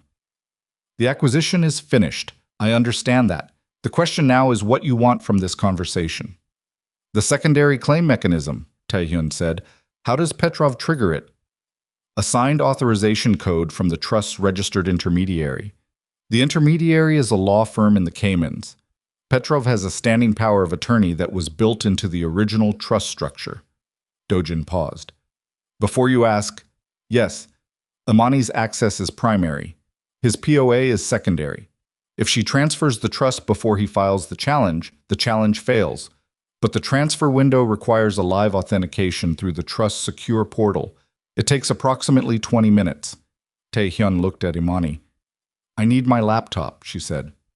38, he said. I know. He looked at Vasily in the doorway. One sentence in Korean. Vasily left. Why? Taehyun said to Dojin, not filling in the rest of the question, just the word set on the table between them. Dojin looked at him. He took a breath that Imani could see cost him something. Not pain, not shame. Something older. Because I'm 71 years old, he said, and your father built something that should have lasted a generation, but is held together by fear and the personal loyalty of one man who will not live forever. When you're gone, however that happens, it dissolves in 6 months. Petrov's organization offered continuity, infrastructure, a system that outlasts any individual. He looked at Taehyun with something that was almost parental and was therefore the worst thing in the room. I wasn't trying to destroy what your father built. I was trying to make sure it survived you. The silence that followed was the specific silence of something that can't be taken back. I see, Taehyun said. His voice was completely flat. He looked at Dojin for a long moment with no expression she could reach or name. Then he looked at Imani. We have until 7. Let's move. They were back on 38 in 4 minutes. Vasily had her laptop open on the desk where she'd left it. She sat down, pulled it close, opened the trust portal. Her fingers found the keyboard with the specific muscle memory of someone who has accessed this portal 11 times in the last 6 months, always in private, always with the screen angled away from any window, always with the secondary fail-safe protocols running in a background window in case she needed to abort. 6:51 a.m., 9 minutes. The portal requires a 2-step authentication, she said. She was already working. First stage is a password plus a time-sync token from my personal authenticator app. Second stage is a biometric thumb scan on a registered device. She pulled a small USB device from the inner pocket of her tote bag. This is the registered device. I've been carrying it since I set the trust up. Taehyun stood at her shoulder. Not hovering, standing. She could feel the heat of him in the cold, conditioned air of 38's main floor. What's the transfer target? I need an account. Something clean. Something inside your legitimate business structure that won't flag a transfer of this size as anomalous. The Hangang Holdings primary account. It receives transfers of that magnitude quarterly. Routing number. He said it. She didn't ask how he had a 19-digit routing number memorized. 22 months had taught her not to be surprised by what this man kept in his head. She typed. First stage authentication. Password. Token. She opened her authenticator app on her personal phone, pulled the 6-digit code, entered it before it cycled. Stage 1 cleared. She pressed her right thumb against the USB scanner. The portal hesitated. Loading spinner. 4 seconds that felt like something geological. Stage 2 cleared. Transfer interface open. 6:54 a.m. She began entering the transfer details. Amount. Source. Target. The Hangang Holdings routing number. Her fingers were precise. She did not mistype.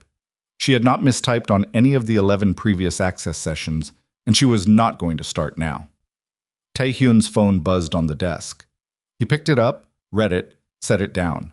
His hand, when he set it down, pressed flat against the desk surface for a moment before lifting. Petrov just contacted one of our monitored numbers, he said. Not the 7 a.m. check-in, earlier. He's accelerating. How long do I have? They're estimating the legal filing takes 15 minutes to execute once he initiates. We don't know if he's initiated yet. She looked at the transfer interface. 20-minute window. She was 4 minutes in. Then I have 11 minutes of margin if he started immediately, she said. I need 16 to complete the transfer. Imani. I know. She kept typing. I know the math. Keep talking to me. Tell me what's happening. He picked up his phone, began making calls, rapid, back-to-back, in Korean, his voice low and precise. She tracked the texture of each call without the words. One call short, a command delivered and acknowledged. A second call longer, information coming in that he was processing while he stood at her shoulder, relaying it to her in fragments. Petrov is in Seoul. He arrived last night. We didn't have him flagged because he entered on a different passport. He's at a location in Itaewon. My men are moving. She typed. How many men does he have? Unknown, minimum 4 based on his usual operating profile. Your men. 8, moving now. The transfer interface required a secondary confirmation on the amount. a feature she'd built in herself for exactly the kind of situation where someone might be coercing access. The secondary confirmation was a checkbox paired with a text field requiring her to type a specific phrase she'd chosen when she set the account up. She typed, "This transfer is voluntary and uncoerced." She looked at the words on the screen. She thought about the pain in her left side. She thought about the corridor. She clicked confirm. The transfer processing bar appeared. 6:58 a.m., 18%. "It's running," she said. 18 minutes to complete. It cannot be interrupted without corrupting the transaction. If someone kills the portal session before it finishes, the funds go into escrow, and it takes 72 hours to resolve. Understood. 31%. Taehyun's phone rang. He answered it immediately. His body language changed. Not visibly to most people, but she was not most people. And she caught the slight forward shift in his weight that meant the call was delivering something he'd been waiting for. He spoke 2 sentences. Listened. Spoke 1 more. Hung up. "Petrov has begun the filing process," he said. "The Cayman firm confirms receipt of his authorization. They're required by their charter to notify the trust's registered contact before executing." He paused. "That's you. You're the registered contact." Her personal phone buzzed. An email notification from a law firm she recognized. The Cayman intermediary, the one Dojin had named. The subject line was in English. Notice of secondary claim. Action required within 10 minutes. 44%. "He started early," she said. Her voice was even. She was very deliberately keeping it even. "He initiated at 6:50-something. The filing is already in motion. The transfer is faster. If nothing interrupts it." She looked at the progress bar. 44. 45. "This building's internet connection. The primary server is on the 40th floor. If Petrov has someone inside who can physically interrupt the connection, it's secured," Taehyun said. "Are you certain?" "The server room has been on lockdown since 5 a.m. He looked at her. "I anticipated this contingency." She looked at him. He had anticipated this. At some point in the last 2 hours, while she'd been running authentication sequences and processing Dojin in the sublevel, he had quietly secured the building's physical infrastructure against exactly the attack vector she'd just named. 51%, she said. He nodded once. He walked to the window. She heard him make another call. Shorter this time, 3 sentences, something that sounded like confirmation and instruction simultaneously. From somewhere below the building, not inside it, but close, she heard the sound of vehicles. More than one. Moving fast through the early morning street. "My men have Petrov's location contained," Taehyun said, still at the window. "He's not going to reach anyone physically. The filing doesn't need him physically present." "No, but if the transfer completes first, the filing is moot." He turned from the window. "How long?" 7 minutes at current rate. She watched the bar. 58%. "Maybe 6. He crossed back to the desk. He stood where he'd been standing, at her shoulder, looking at the screen, and she was acutely aware of how quiet the floor had gotten. The activity of the earlier hours had contracted into this room, this desk, this progress bar, and its incremental movement across the screen, 62%. Her personal phone buzzed again. Another email. 7 minutes remaining. Secondary claim proceeds absent response. 67%. "Talk to me," she said. "Not strategic. Just the particular human need in the middle of something that could go wrong in a very specific and very final way for the sound of another person's voice." Taehyun was quiet for a moment. Then he said, "When this is finished, I'm going to completely rebuild the financial oversight structure, the entire accounting chain from the top down. New systems, new protocols, independent verification." A pause. "I should have done it 2 years ago." "You would have needed someone you trusted to do it," she said. "Yes." "Those were in short supply." "Yes." Another pause. "They still are. Mostly." 73%. She looked at the number.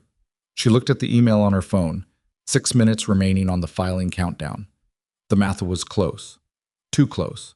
The kind of close that, in financial modeling, you built a safety margin around, and she had no safety margin here. 78%. Her laptop screen flickered. 1 frame. A single dropped frame of display. So brief it might have been her vision. But it wasn't. The progress bar had jumped, not forward. The percentage had dropped, 78 to 71. Something hit the connection, she said. Flat, fast. Her hands were already moving. The transfer stuttered. It's recalculating the route. I said the server room was secured. Not the server room. The bandwidth. Someone's flooding the building's external connection. A DDoS. Distributed traffic overwhelming the outbound pipe. She was already opening a secondary window, pulling up the network diagnostic tool she kept in her browser extensions for exactly this kind of... They don't need to be inside. They just need to make the connection slow enough that my transfer window expires before it completes. 71%. Not moving. The progress bar had stopped. She stared at it for 2 seconds, 2 of the longest seconds she'd experienced in a night that had contained a significant number of long seconds. And then she started typing faster than she had typed anything in her life. What are you doing? Taehyun said.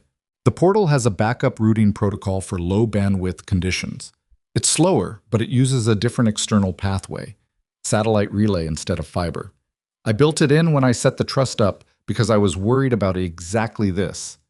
She was pulling up the routing settings inside the portal's advanced configuration, a menu buried 3 levels deep, not visible to a standard user. I need to switch the transfer to the backup route without canceling the transaction. If I cancel it, it goes to escrow. If I switch routes mid-transfer, will it work? I don't know, she said. I've never tested it live. I tested it in simulation 14 months ago and it worked, but the transaction size was smaller in the test. Imani. I know. She found the menu. Her thumb was hovering over the trackpad. The option was there. Switch to backup routing. Warning, mid-transfer route changes may cause transaction instability. If this corrupts the transaction, we lose the funds to escrow and we lose the timing window, and Petrov's filing succeeds and the whole thing goes to international arbitration. Do it, Taehyun said. She clicked it. The screen went white. Not a crash. A processing white. The portal's loading state when it was doing something computationally heavy. She counted. 1, 2, 3, 4. The screen came back, 71%. Progress bar moving again. Slowly, slower than before. Before, the satellite relay was a narrower pipe, but moving. She exhaled.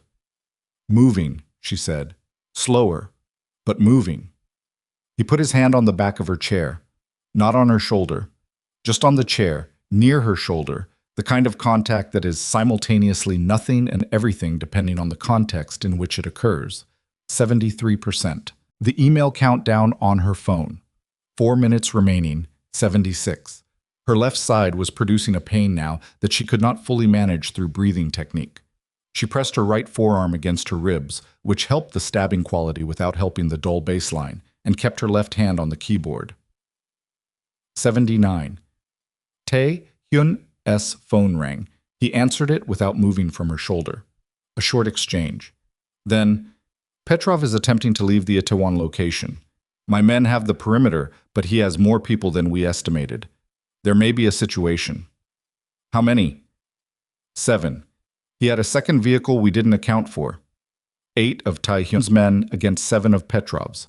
On the street in Itaewon at 7 in the morning. She did not think about the implications of this. She looked at the progress bar. 82%. 2 minutes remaining, her phone said. 85. From somewhere in the building, not close but not outside either, she heard a sound she couldn't immediately classify. She looked up from the screen. Taehyun had already moved, 2 steps toward the corridor.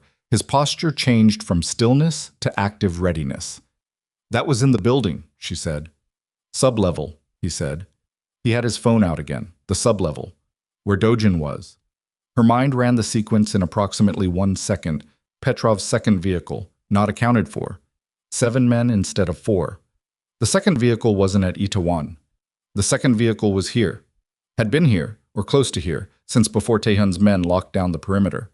Petrov had split his force, half to maintain the appearance of a single location, half to extract Dojin. Go, she said. I'll stay with this. I told you, if you don't go down there and Dojin gets out with Petrov's people, everything we've done tonight is 3 steps backward. Go. She looked at the screen. 88%. I have 90 seconds. Vasily can stay. A beat. One beat, where she could see him calculating the same sequence she'd just run and arriving at the same answer. He said something to Vasily, rapid, clipped. Vasily moved from the door to a position directly beside her chair. Then Tae-hyun moved into the corridor with the two other men who'd been stationed outside. She heard his footsteps, fast but controlled. Not running. The pace of someone who has learned that running before you need to is a way of arriving wrong. 90%. The email on her phone. 1 minute remaining, 92. From the sub-level, further now, or she'd adjusted to it, another sound. More than one.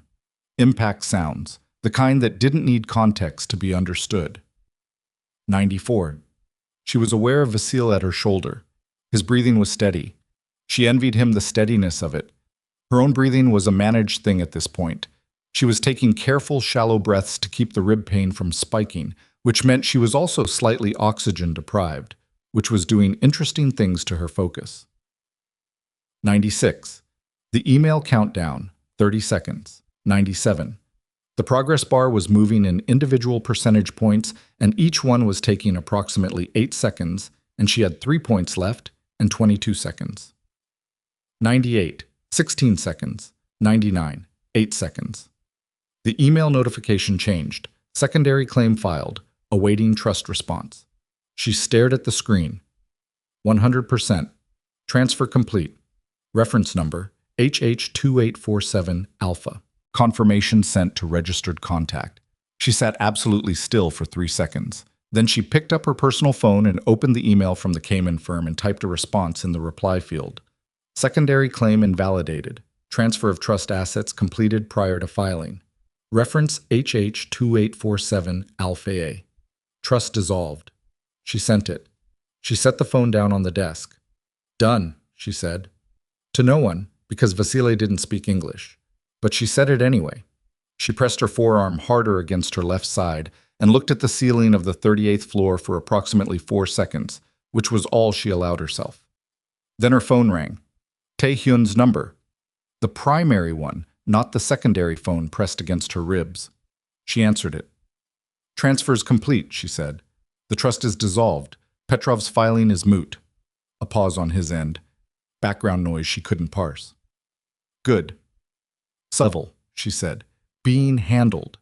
His voice was tight in the specific way that meant something physical was in process or recently concluded. 2 of Petrov's men breached through the service route. Sung-jin. He was still in the building, in a secondary holding room. They were trying to reach him. Did they? No. A sound in the background. Something hitting something. We have them. Another pause, longer. Dojin is secure. She exhaled through her nose. Petrov. My men in Itaewon have him contained. He's not going anywhere. She looked at the transfer confirmation still on her screen. The reference number. The timestamp. The clean, final language of a completed financial transaction. Are you hurt? She said. The pause before he answered was a fraction longer than she'd have liked. Nothing significant, he said. That's not what I asked. Another pause. I'll be upstairs in 10 minutes. He hung up. She set the phone down. She looked at Vasily. He looked back at her with the expression of a man who had understood approximately 40% of the last 20 minutes and was comfortable with that ratio. Thank you, she said, because it seemed appropriate. He nodded once, crossed his arms, returned his gaze to the door. She turned back to the screen. She closed the trust portal. There was nothing left inside it to close. The trust was dissolved. The funds were in the Hanggang Holdings account. The Cayman firm had her response. The secondary claim was dead. And she sat with the blank browser window for a moment and thought about what the next hour looked like. The next hour looked like this. Tae-hyun comes back upstairs. Dojin is in the sub-level. Petrov is in Itaewon with Tae-hyun's men around him. Byung-ho is in detention. Min-seo is still in the wind but without a network to return to. Sung-jin is somewhere, still contained, his position complicated by the fact that he cooperated and the fact that his cooperation was preceded by 4 years of complicity, and those two facts were going to need to be weighed by someone at some point, and that someone was going to be Tae-hyun. And the gala was tonight.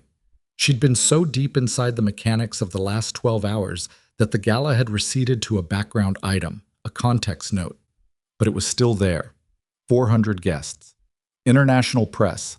The Hangang Foundation and its legitimate charitable work, which was real and which was staffed by people who did not work for a criminal organization and who were expecting an event tonight that would raise money for youth education programs across 3 provinces. Canceling it now, with the contractor stood down, with Dojin contained, was operationally safe.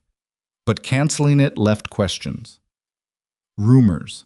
The kind of absence that people in the world Tae-hyun operated in read as weakness or worse. She was still thinking about this when she heard the elevator. She turned. Tae-hyun came through the corridor with a cut above his left eyebrow that had been pressed with a folded piece of cloth. Not bandaged, just pressed. And his shirt collar open and his sleeves rolled up. The bandage on his forearm from earlier had a fresh dark spot on it. He was walking at his normal pace.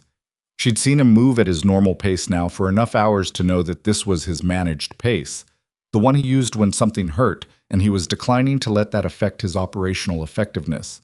He came to the desk, looked at the screen, looked at her. Done, he said, confirming it to himself as much as asking. Done, she said. He pulled the chair from across the desk, the same chair she'd sat in last night when this started, and sat down in it, not behind the desk, in the chair across from her. He put his right elbow on the desk and pressed the folded cloth harder against the eyebrow cut. She looked at it. That needs stitches. Probably. Do you have... There's a doctor on the 35th level. I'll go after this. He looked at her. His eyes moved briefly to where her forearm was still pressed against her left side.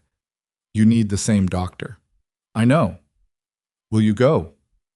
After this? He looked at her for a moment.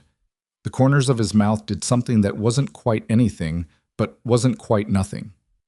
He put the cloth down on the desk. The cut was small but deep in the way that eyebrow cuts always were. Dramatic in the bleeding, manageable in the actual damage.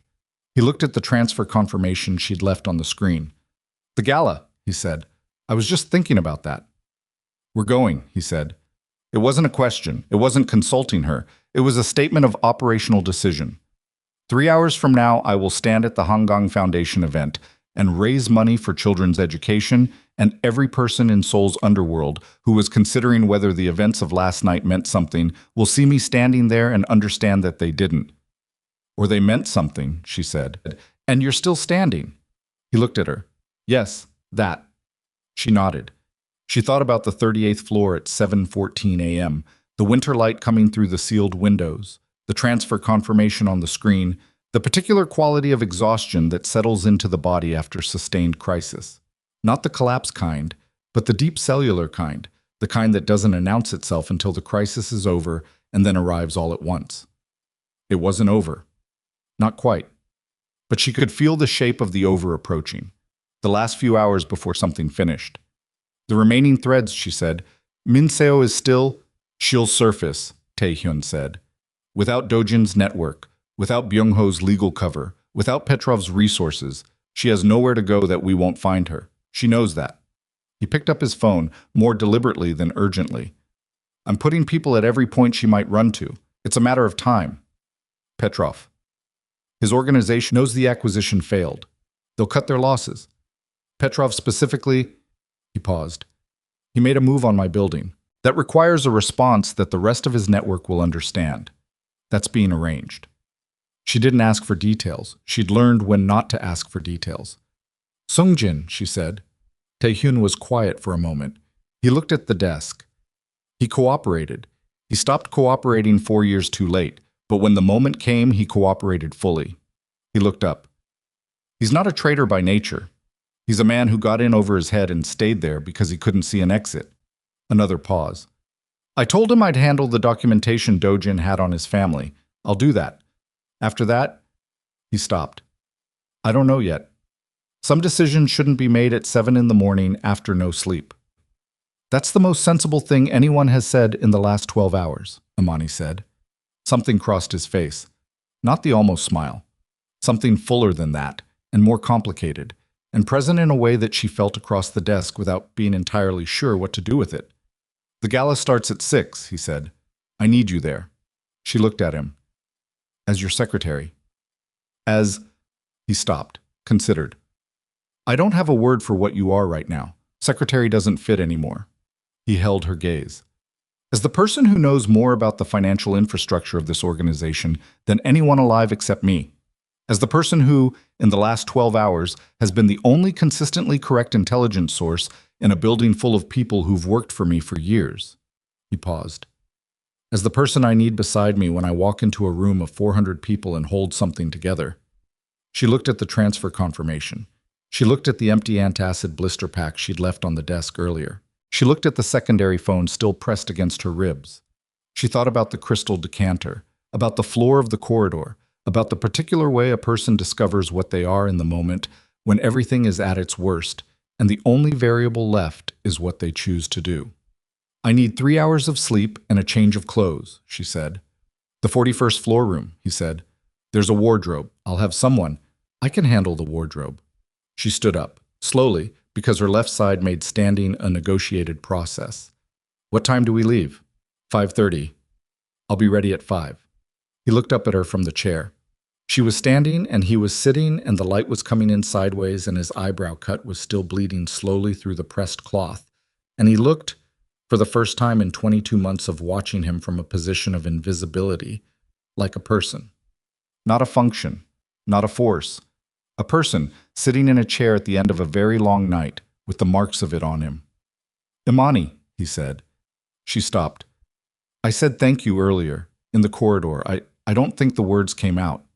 He held her gaze. So, thank you. She picked up her tote bag. She put the strap over her shoulder. She thought about all the ways a person could respond to that. The deflecting ones, the professional ones, the ones that kept everything at the appropriate distance. You would have figured it out eventually, she said. No, he said. I wouldn't have. She looked at him. 5 o'clock, she said. She walked to the elevator. Her left side protested each step in a language that was becoming very hard to ignore. The elevator came. She stepped in and pressed 41, and the doors closed, and she stood in the small metal box as it moved upward and put both hands against her left ribs and breathed, carefully, deliberately, and felt the full accumulated weight of the last 14 hours arrive all at once in the way these things do when you finally stop moving long enough to let them. The elevator opened on 41. She stepped out, walked to the room, closed the door behind her. She sat on the edge of the bed with her tote bag in her lap and looked at the sealed window and the thin January light beyond it, and she understood, quietly, in the particular way that certain understandings arrive, that when she walked into the Hangang Foundation Gala in 10 hours, she would not be walking in as the woman who had arrived in this building 22 months ago. The woman who had arrived 22 months ago had been invisible by design and invisible by habit, and had considered that a reasonable trade for survival. She set the tote bag on the floor. She lay down on the bed without taking her shoes off. She was asleep in under 4 minutes, with the secondary phone still pressed against her ribs, and the transfer confirmation saved to 3 separate backup locations, and Han Do-jin in the sublevel below her and Kang Tae-hyun in the elevator, probably, heading to the 35th floor doctor with a cloth pressed against his eye, and the gala 10 hours away, and everything that happened there still ahead of them, the last thread of it unresolved, the last question not yet answered, the room dark and quiet, and the city outside going on as cities do, without any idea of what had just been decided inside the building above it. She woke at 4:17 p.m. without an alarm. That was how it had always worked with her. Her body had its own accounting system, separate from the rest of her, and it settled debts on its own schedule. 3 hours and change of sleep, and she opened her eyes to the sealed window and the flat winter afternoon and the immediate comprehensive awareness of everything that had happened and everything that still needed to happen. She lay still for approximately 30 seconds. The left side reminded her it existed. Not screaming anymore. The specific sharp quality of the initial injury had settled into something duller and more persistent, the kind of pain that becomes almost companionable after enough hours. She'd felt worse. She'd felt better. She got up. The wardrobe was exactly where she'd been told it would be. Someone had stocked it. She didn't know when. She'd been asleep. With several options in dark, formal cuts. She stood in front of it for a moment and made the decision that felt right. A deep navy suit, well-tailored, with a cut that fell properly across her shoulders without the pull she usually fought. She didn't know who had made the selection or how they'd known her size. She decided not to examine that too carefully. She showered, she dressed. She stood in front of the bathroom mirror and looked at the woman looking back at her. The shadows under her eyes, the careful way she was holding her left side even standing still, the particular quality in her expression that she didn't have a word for and suspected hadn't been there 24 hours ago. She looked like someone who had been through something. She looked, she thought, approximately like herself. She pressed 2 antacids from the blister pack Tai Hyun had given her. It was still in her jacket pocket, transferred automatically when she changed, and ate them dry. Old habit. Some things don't change just because everything else does. She was in the lobby at 4:58 p.m. Tai Hyun was already there. Dark suit, the kind that required no description beyond dark and well-cut, and carrying itself correctly on a man who stood like he stood. The eyebrow cut had been closed with 2 small steri strips that were nearly invisible unless you were looking for them. He was looking at his phone when she came off the elevator. He looked up when he heard the door. He looked at her for a moment without speaking. "You're early," he said. "You're earlier," she said. He put his phone away. He looked at her the way he'd looked at her in the corridor when he'd crouched in front of her on the floor. That particular quality of directness that had nothing to do with assessment. Something simpler than that. Something that had been building through the hours of the night and had not reduced itself now that the night was over. "How's the side?" he said. "Managed," she said. "The doctor said 2 ribs. Contused, not broken." "I know, I was there." She picked up her bag from the chair where she'd set it. The canvas tote, battered as ever. She had considered leaving it in the room and carrying something that looked more appropriate for a gala attended by 400 people. She had decided against it. "Are we ready?" "The car's outside," he said. He looked at the tote bag and said nothing about it. "Vasile and 3 others will follow. The venue has been reswept in the last hour by people I trust."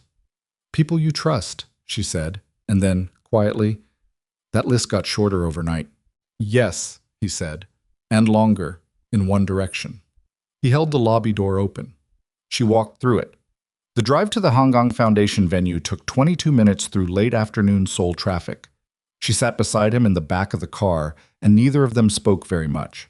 Not because the silence was uncomfortable, because they were both people who had learned to use silence as something other than absence, and the silence in the car was not absence. At one point she looked at the city moving past the window, the bridges over the Han River, the pale January sky above the buildings, the ordinary Friday afternoon velocity of a city that had spent the last 24 hours not knowing it was being held together by a spreadsheet and a canvas tote bag and a 16-character encryption key written on a folded piece of paper. "Dojin," she said, "secured. He'll be held until I decide how to proceed." Taehyun looked at the river. "There will be a process." She didn't ask what kind of process. The underworld had its own mechanisms, its own accountabilities. She'd spent 22 months learning the shape of them without ever needing to look directly at them. "The gala," she said, "the people there, the foundation staff. They don't know anything about last night." "No. And you want to keep it that way. The foundation's work is legitimate. The people who run it are legitimate. They don't need to know what it took to keep the building they're standing in from changing ownership last night." He turned from the window and looked at her. "You'll be introduced tonight, not as my secretary." "As what?" "As the new chief financial director of Kang Group Holdings' legitimate subsidiaries." He said it evenly, the way he said most things. Not as a question, not exactly as a statement either. As a fact that was already true and simply needed to be spoken aloud. She looked at him. "We haven't discussed that." "We're discussing it now." "You're telling me now?" "Yes." A pause. "Is there a difference?" She looked at her hands in her lap, her right hand steady, her left hand slightly pressed against her ribs. "I'm qualified," she said. "I know you're qualified." "I don't have a finance degree." "I know that too." "I have a mathematics degree and 4 years of forensic accounting experience that I obtained through methods that involved more unauthorized server access than a standard resume would reflect." "That makes you more qualified," he said. "Not less." She looked at the river. They were crossing a bridge now. She could see the water below, flat and dark in the winter light, the city on both sides of it carrying on. "The salary," she said, and the terms. We need to have an actual conversation. We'll have it tomorrow. Tonight you're going to announce it, and tomorrow we'll negotiate the terms of something you've already announced. Yes. She turned to look at him. He was looking at her with the expression that was not quite a smile but had been getting closer to one across the course of the last 14 hours. You know that's not how this works, she said. Tell me how it works, he said. She held his gaze. We negotiate first. Tonight you introduce me as a senior financial advisor pending a contract agreement. In 6 weeks, when the contract is signed and the terms are ones I've agreed to in writing, you can call me whatever title we've settled on. A pause. 4 weeks, he said. 5, she said. Agreed, he said. She turned back to the window. Outside, the bridge ended and Seoul resumed. The density of it, the vertical accumulation of a city that had grown fast and built up because there was nowhere else to go. She heard, from across the back seat, the very faint sound of something that might, in other circumstances, be called a laugh. The venue was a glass and stone building on the river's southern bank, the kind of architecture that communicated permanence and civic aspiration simultaneously. 400 people in formal dress, the warm light of the interior visible through the glass walls from the approaching car. Press vehicles on the street. A red carpet element that seemed excessive for a charity education gala until Imani remembered that everything in this world operated at 2 levels simultaneously, and the surface level was always designed to be seen. The car stopped. Vasily was already out of the follow vehicle, moving into position. 2 other men in suits that were nice enough to pass for guests, but cut for different reasons. Taehyun got out first. He came around to her side. Not to open the door. The door was already open. He was there when she stepped out, which was a different thing, and she was grateful for it without wanting to make a point of it, because her left side in the act of stepping out of a car was a significant logistical event. She straightened. She put her bag over her shoulder. She looked at the venue entrance and the people moving through it and the cameras positioned near the carpet. Ready, she said. One thing, he said. She looked at him. The people in that room, he said quietly. Some of them are going to look at you tonight and wonder who you are. Some of them are going to hear your name and think they should have heard it before. Some of them are going to decide they should have an opinion about whether you belong in a room like this. I know, she said. You've been invisible in rooms like this your entire professional life. I know that too. You're not invisible tonight. He held her gaze. It was steady and direct and had no performance in it. You've never been invisible to me. I want you to know that before we walk in. She looked at him, the starry strips on his eyebrow, the way he stood, carrying himself with the particular ease of a man who had long ago decided that the weight of what he was would not be a thing he spent energy disguising. She thought about the first time she'd walked into his office, terrified, 22 months ago, trying to remember whether she'd confirmed the espresso temperature, and the way he'd looked at her without looking through her. I know, she said, for the 3rd time in as many minutes. And then she walked into the gala. It went the way these things go when you know what they are underneath. The surface ran perfectly. The foundation director welcomed guests at the entrance. The room was warm and lit correctly. The tables were set for a dinner that would raise approximately $800 million for youth education programs across 3 provinces. And the guests moved through it all with the practiced ease of people accustomed to rooms like this. Taehyun moved through it differently, with a specific gravity that was not arrogance, but was unmistakably the gravity of a man who had earned his authority through means that people in this room half knew and fully chose not to examine. They came to him. That was the thing she observed. From her position at his left shoulder, moving through the first hour, they came to him. Deference in the form of approach, which was more interesting than deference in the form of distance. He received it without appearing to notice it, which was its own kind of precision. She was introduced 7 times in the first 40 minutes. Each introduction was slightly different in framing, calibrated to the specific person. A foundation board member got one version, a corporate sponsor got another, a journalist whose presence Taehyun had apparently anticipated got a third. By the 4th introduction, she'd stopped being surprised by the calibration and started listening to what it communicated about each person he was calibrating for.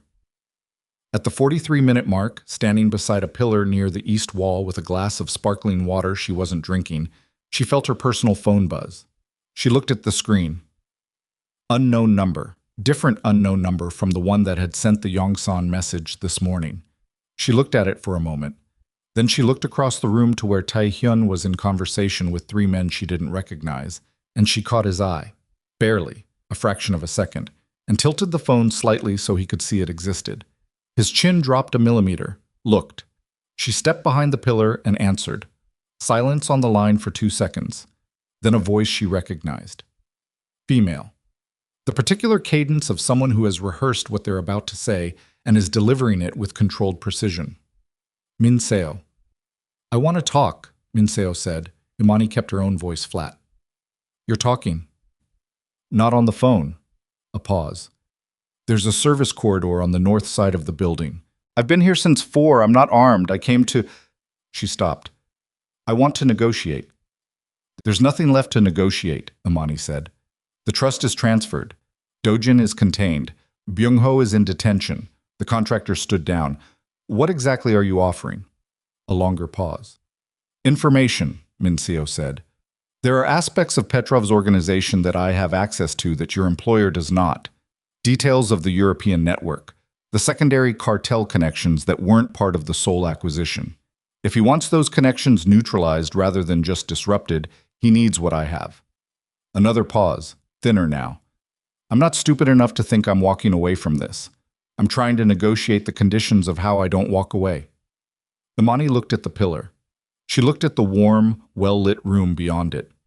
400 people eating dinner for children's education, while Min Seo stood in a service corridor 30 meters away with the wreckage of 4 years of conspiracy arranged around her. Stay where you are, Imani said. Don't move. I'll send someone to bring you in. She hung up. She texted Tae-hyun 2 words, North Corridor. She watched him across the room receive the text, read it, and in the next 30 seconds conclude his conversation with the 3 men without any apparent change in pace or expression, and move toward the service entrance on the building's north side, with Vasily materializing from nowhere to his right. Imani stayed in the main room. She stood beside the pillar with her sparkling water and watched the gala proceed around her and thought about Min Seo in the service corridor. The decision it had taken to come here, to call, to try to negotiate terms when the situation was clearly finished. She didn't feel sympathy exactly. She felt something more complicated. The recognition that Min Seo had looked at the wreckage of the plan she'd been part of building and had chosen, instead of running, to attempt a transaction. Had decided that what she knew was worth more than the head start of disappearing. Whether she was right about that was Tae-hyun's calculation to make. 20 minutes later, he came back into the main room through a side door she hadn't noticed before. He came to her position at the pillar. He stood beside her, not across from her, beside, looking out at the room the same direction she was looking. She's in custody, he said quietly.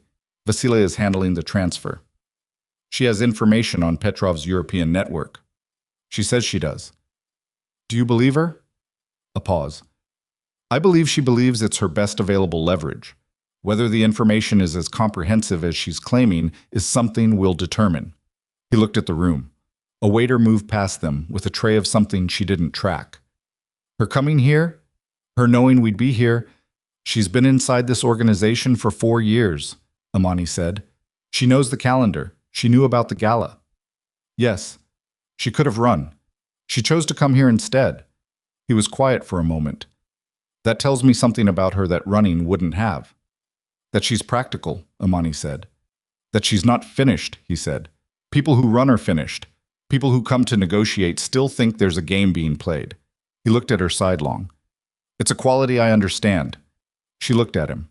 He was looking at the room. The foundation director took the stage at that moment.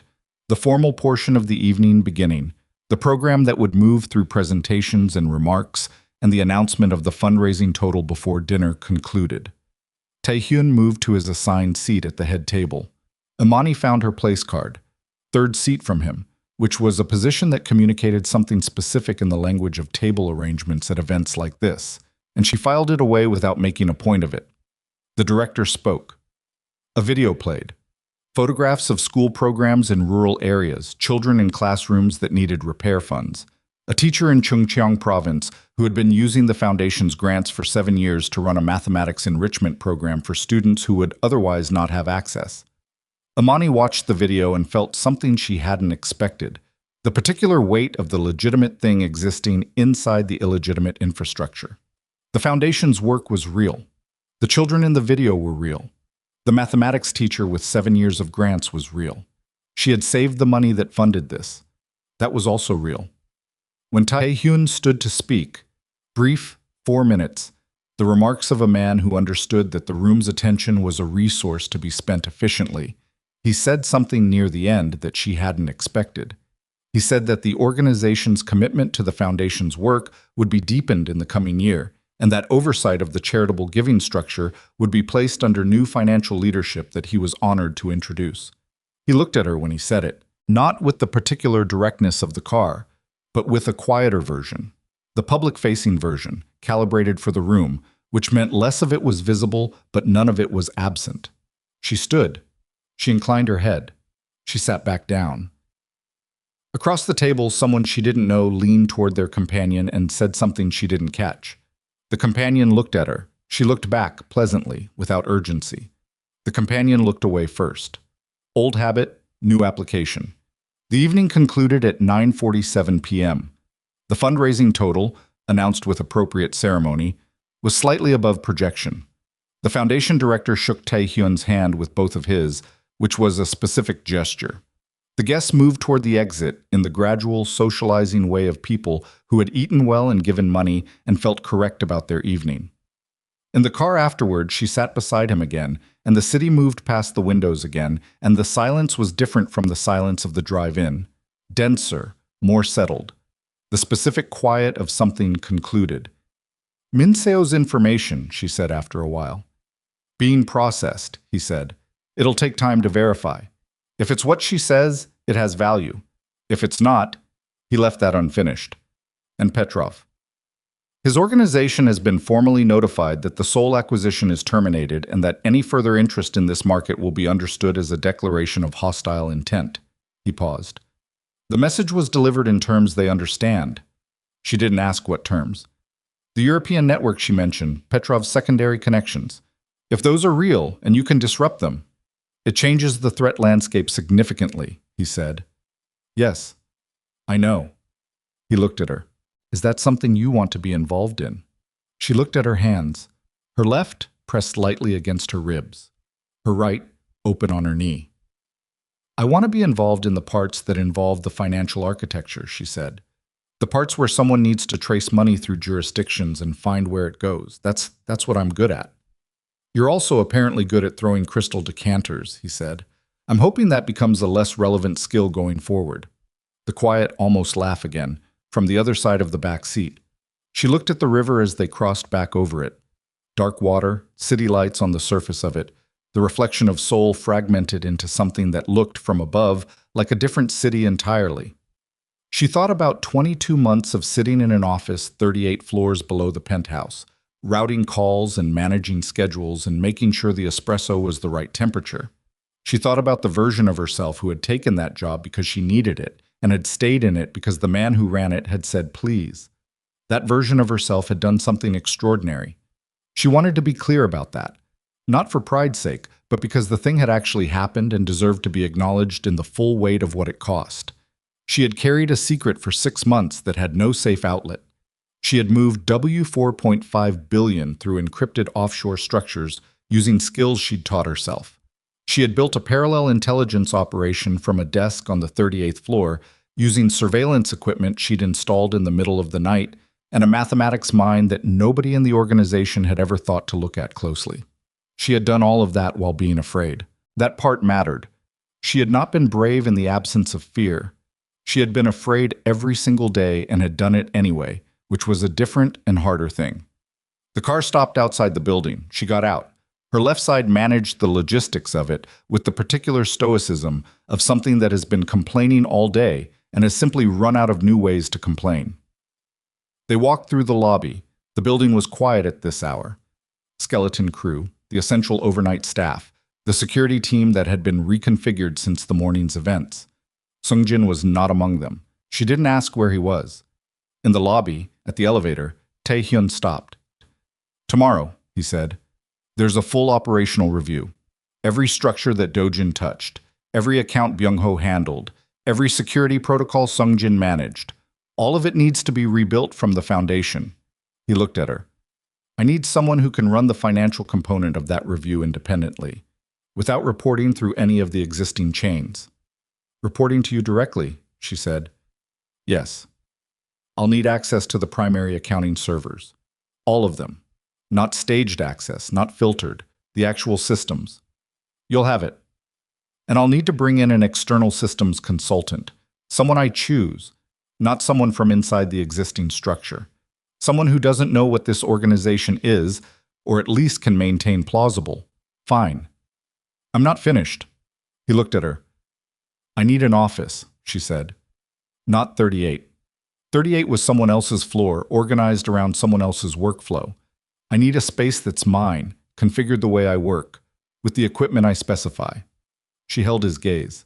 And I need it understood, explicitly, formally, in whatever internal communication is used for this kind of thing, that I have independent authority over the financial review findings, that nothing I document gets edited or suppressed before it reaches you. Whatever I find, you see it. Even if you find something that reflects badly on decisions I made. Especially then. He was quiet for a long moment. The 40th floor, he said. The east section. It's been used for storage. I'll have it cleared. I want the window, she said. The one that faces the river. You can have the window, he said. She nodded. She looked at the elevator. She thought about all of it, the sum of it, the 22 months and the 14 hours and the crystal decanter and the transfer confirmation and the navy suit and the gala and the river and the thin winter light, and felt it settle into something that didn't have a clean name but had a weight to it that was not uncomfortable. The weight of things that have actually happened, as opposed to things merely anticipated. Go see the doctor again tonight, she said. The strips on your eyebrow aren't going to be enough. I will. Tonight, not tomorrow morning. I said I will. She looked at him. He looked back. The lobby was very quiet. Somewhere above them, 43 floors up, his office sat with the empty desk and the blank space where the encrypted drive had been and the window that the rain had stopped hitting some hours ago. Below them, in the sublevel, Han Dojin sat with whatever company his own thoughts provided. Tae-hyun, she said. He waited. What you said about your father building something that needed to survive one person. She held his gaze. Dojin wasn't wrong about the problem. I was wrong about the solution. The thing your father built, the reason it's lasted, isn't fear. It's the fact that you are, beneath everything, someone who says please. She paused. That's not a weakness. I want to be clear about that. I spent 6 months risking my life because of it, and I'm not known for poor investment decisions. He was still for a moment. Then something happened in his face that she had not seen in 22 months of watching him. Not the almost smile. Not the dark humor. Not the controlled precision. Something simpler and older than any of those. Something that lived further back in a person, behind the parts they learned to manage. Something that looked, if she was being exact about it, like relief. I know, he said. I've known for a long time. He stopped. Let the sentence end there. Some things don't need their ends spoken aloud. She pressed the elevator button. Tomorrow, she said. Tomorrow, he agreed. The elevator opened. She stepped in. She thought, in the moment before the doors closed, about the 41st floor room where she'd slept 3 hours with her shoes on and the secondary phone pressed against her ribs. She thought about her apartment, the one she'd left yesterday morning without any knowledge of what the day contained, and the fact that she would go back to it tonight, and it would look exactly as she'd left it, and that was one of the stranger qualities of certain kinds of days, that the world in which they occur stays largely unchanged in its surfaces, while the internal architecture is entirely restructured. The doors closed. She rode up to 41. She changed out of the navy suit, carefully, because her left side had strong opinions about the arm movements involved, and back into her own clothes. She put the antacids in her jacket pocket. She picked up her tote bag. She went home. The apartment was exactly as she'd left it. It was a small apartment on a middle floor of a building in Mapo district, with a desk she'd bought secondhand and a kitchen she actually used, and a window that faced, if you stood at the right angle, a narrow slice of the Han River between two buildings. She stood at that window for a moment when she got in. looked at the river. The same river she'd looked at from the car, from the gala venue, from 38 floors up through sealed triple-pane glass. It looked different from here, smaller and more real for being smaller. She made tea. She sat at her desk. She opened her laptop, her personal one, the one that had never been inside the Kong Group building, the one she used for the things that were simply hers. And she sat with it open, and the tea cooling beside her, and the quiet of the apartment around her, and she didn't do anything for a while. There was a call she needed to make. She'd known about it since morning and had been setting it aside because the morning had contained more immediate priorities. She picked up her phone now and dialed. Her mother answered on the third ring. "You didn't call yesterday," her mother said. Not accusatory, observational. The particular delivery of a woman who has long ago accepted that her daughter lives a life she doesn't fully understand and has decided that weekly calls are the reasonable monitoring protocol. "I know," Imani said. "It was a long day. Are you all right?" She looked at the window, the river visible between buildings. "I'm all right," she said. "You sound different."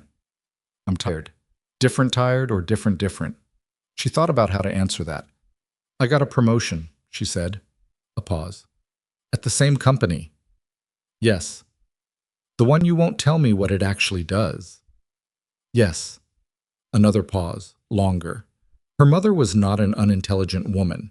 She had raised a daughter who could trace money through 4 jurisdictions and build a parallel surveillance operation from a desk on the 38th floor, which said something about the caliber of the environment in which that daughter had been raised. "Are you safe?" her mother said. Imani thought about the question. She thought about it honestly, which was the only way she knew how to think about things, and arrived at an answer that was also honest. "More than I was yesterday," she said, significantly. "That is not the reassurance you think it is." "I know." She wrapped both hands around the tea mug. "I'll call Sunday, properly. I have some things to tell you." "You never have things to tell me." "I know that too." She paused. "I do now." When she hung up, the apartment was quiet, in the particular way it got late at night when the building had settled and the street below had thinned out, and there was nothing to hear except the specific silence of a city at rest. She finished her tea. She thought about the 40th floor east section and the window facing the river and the server access and the 5 weeks until a title got formally attached to the work she'd already been doing for 6 months without a title. She thought about Dojin in the sublevel, 71 years old, bound, with the particular grief of a man who had believed he was saving something and had instead destroyed the closest thing he had to a son.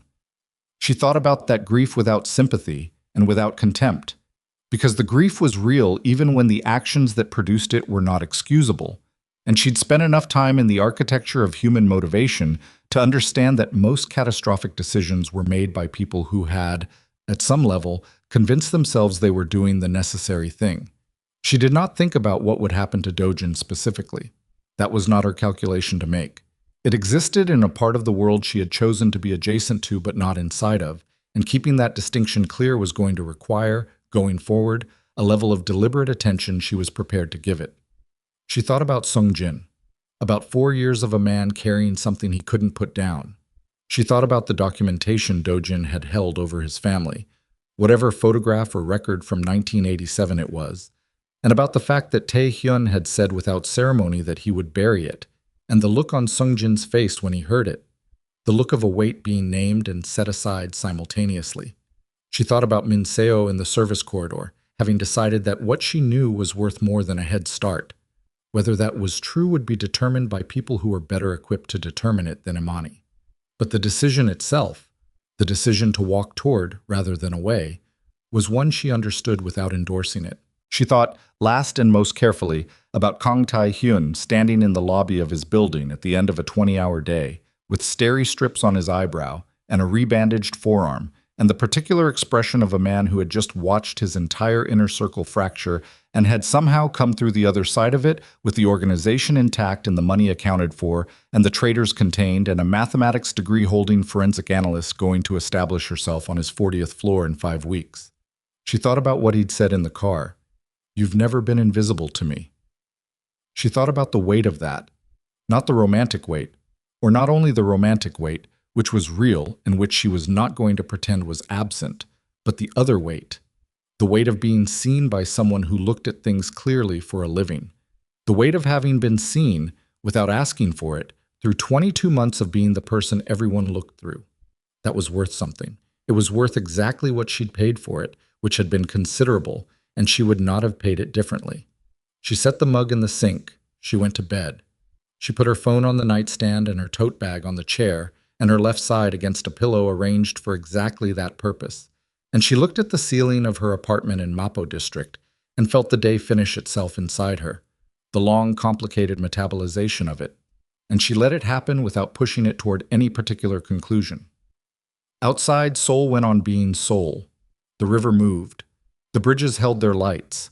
In the sublevel of a building 43 floors tall in the center of the city, a 71-year-old man sat with his choices. In a hospital adjacent to the venue district, Vasil supervised a transfer that would determine what happened next for a woman who had decided she still had cards to play. In Itaewon, Petrov was having the kind of conversation that ended chapters. And in the lobby of a very tall building, a man who had once said, "Please," stood looking at the elevator doors for a moment after they closed, in the specific silence of someone who has had something taken from them and something else, unexpectedly, given. And then he turned and went to find a doctor, because someone had told him to, and he had said he would, and Kang Tae-hyun did not, as a rule, say things he did not mean. The city held, the river moved, the night went on.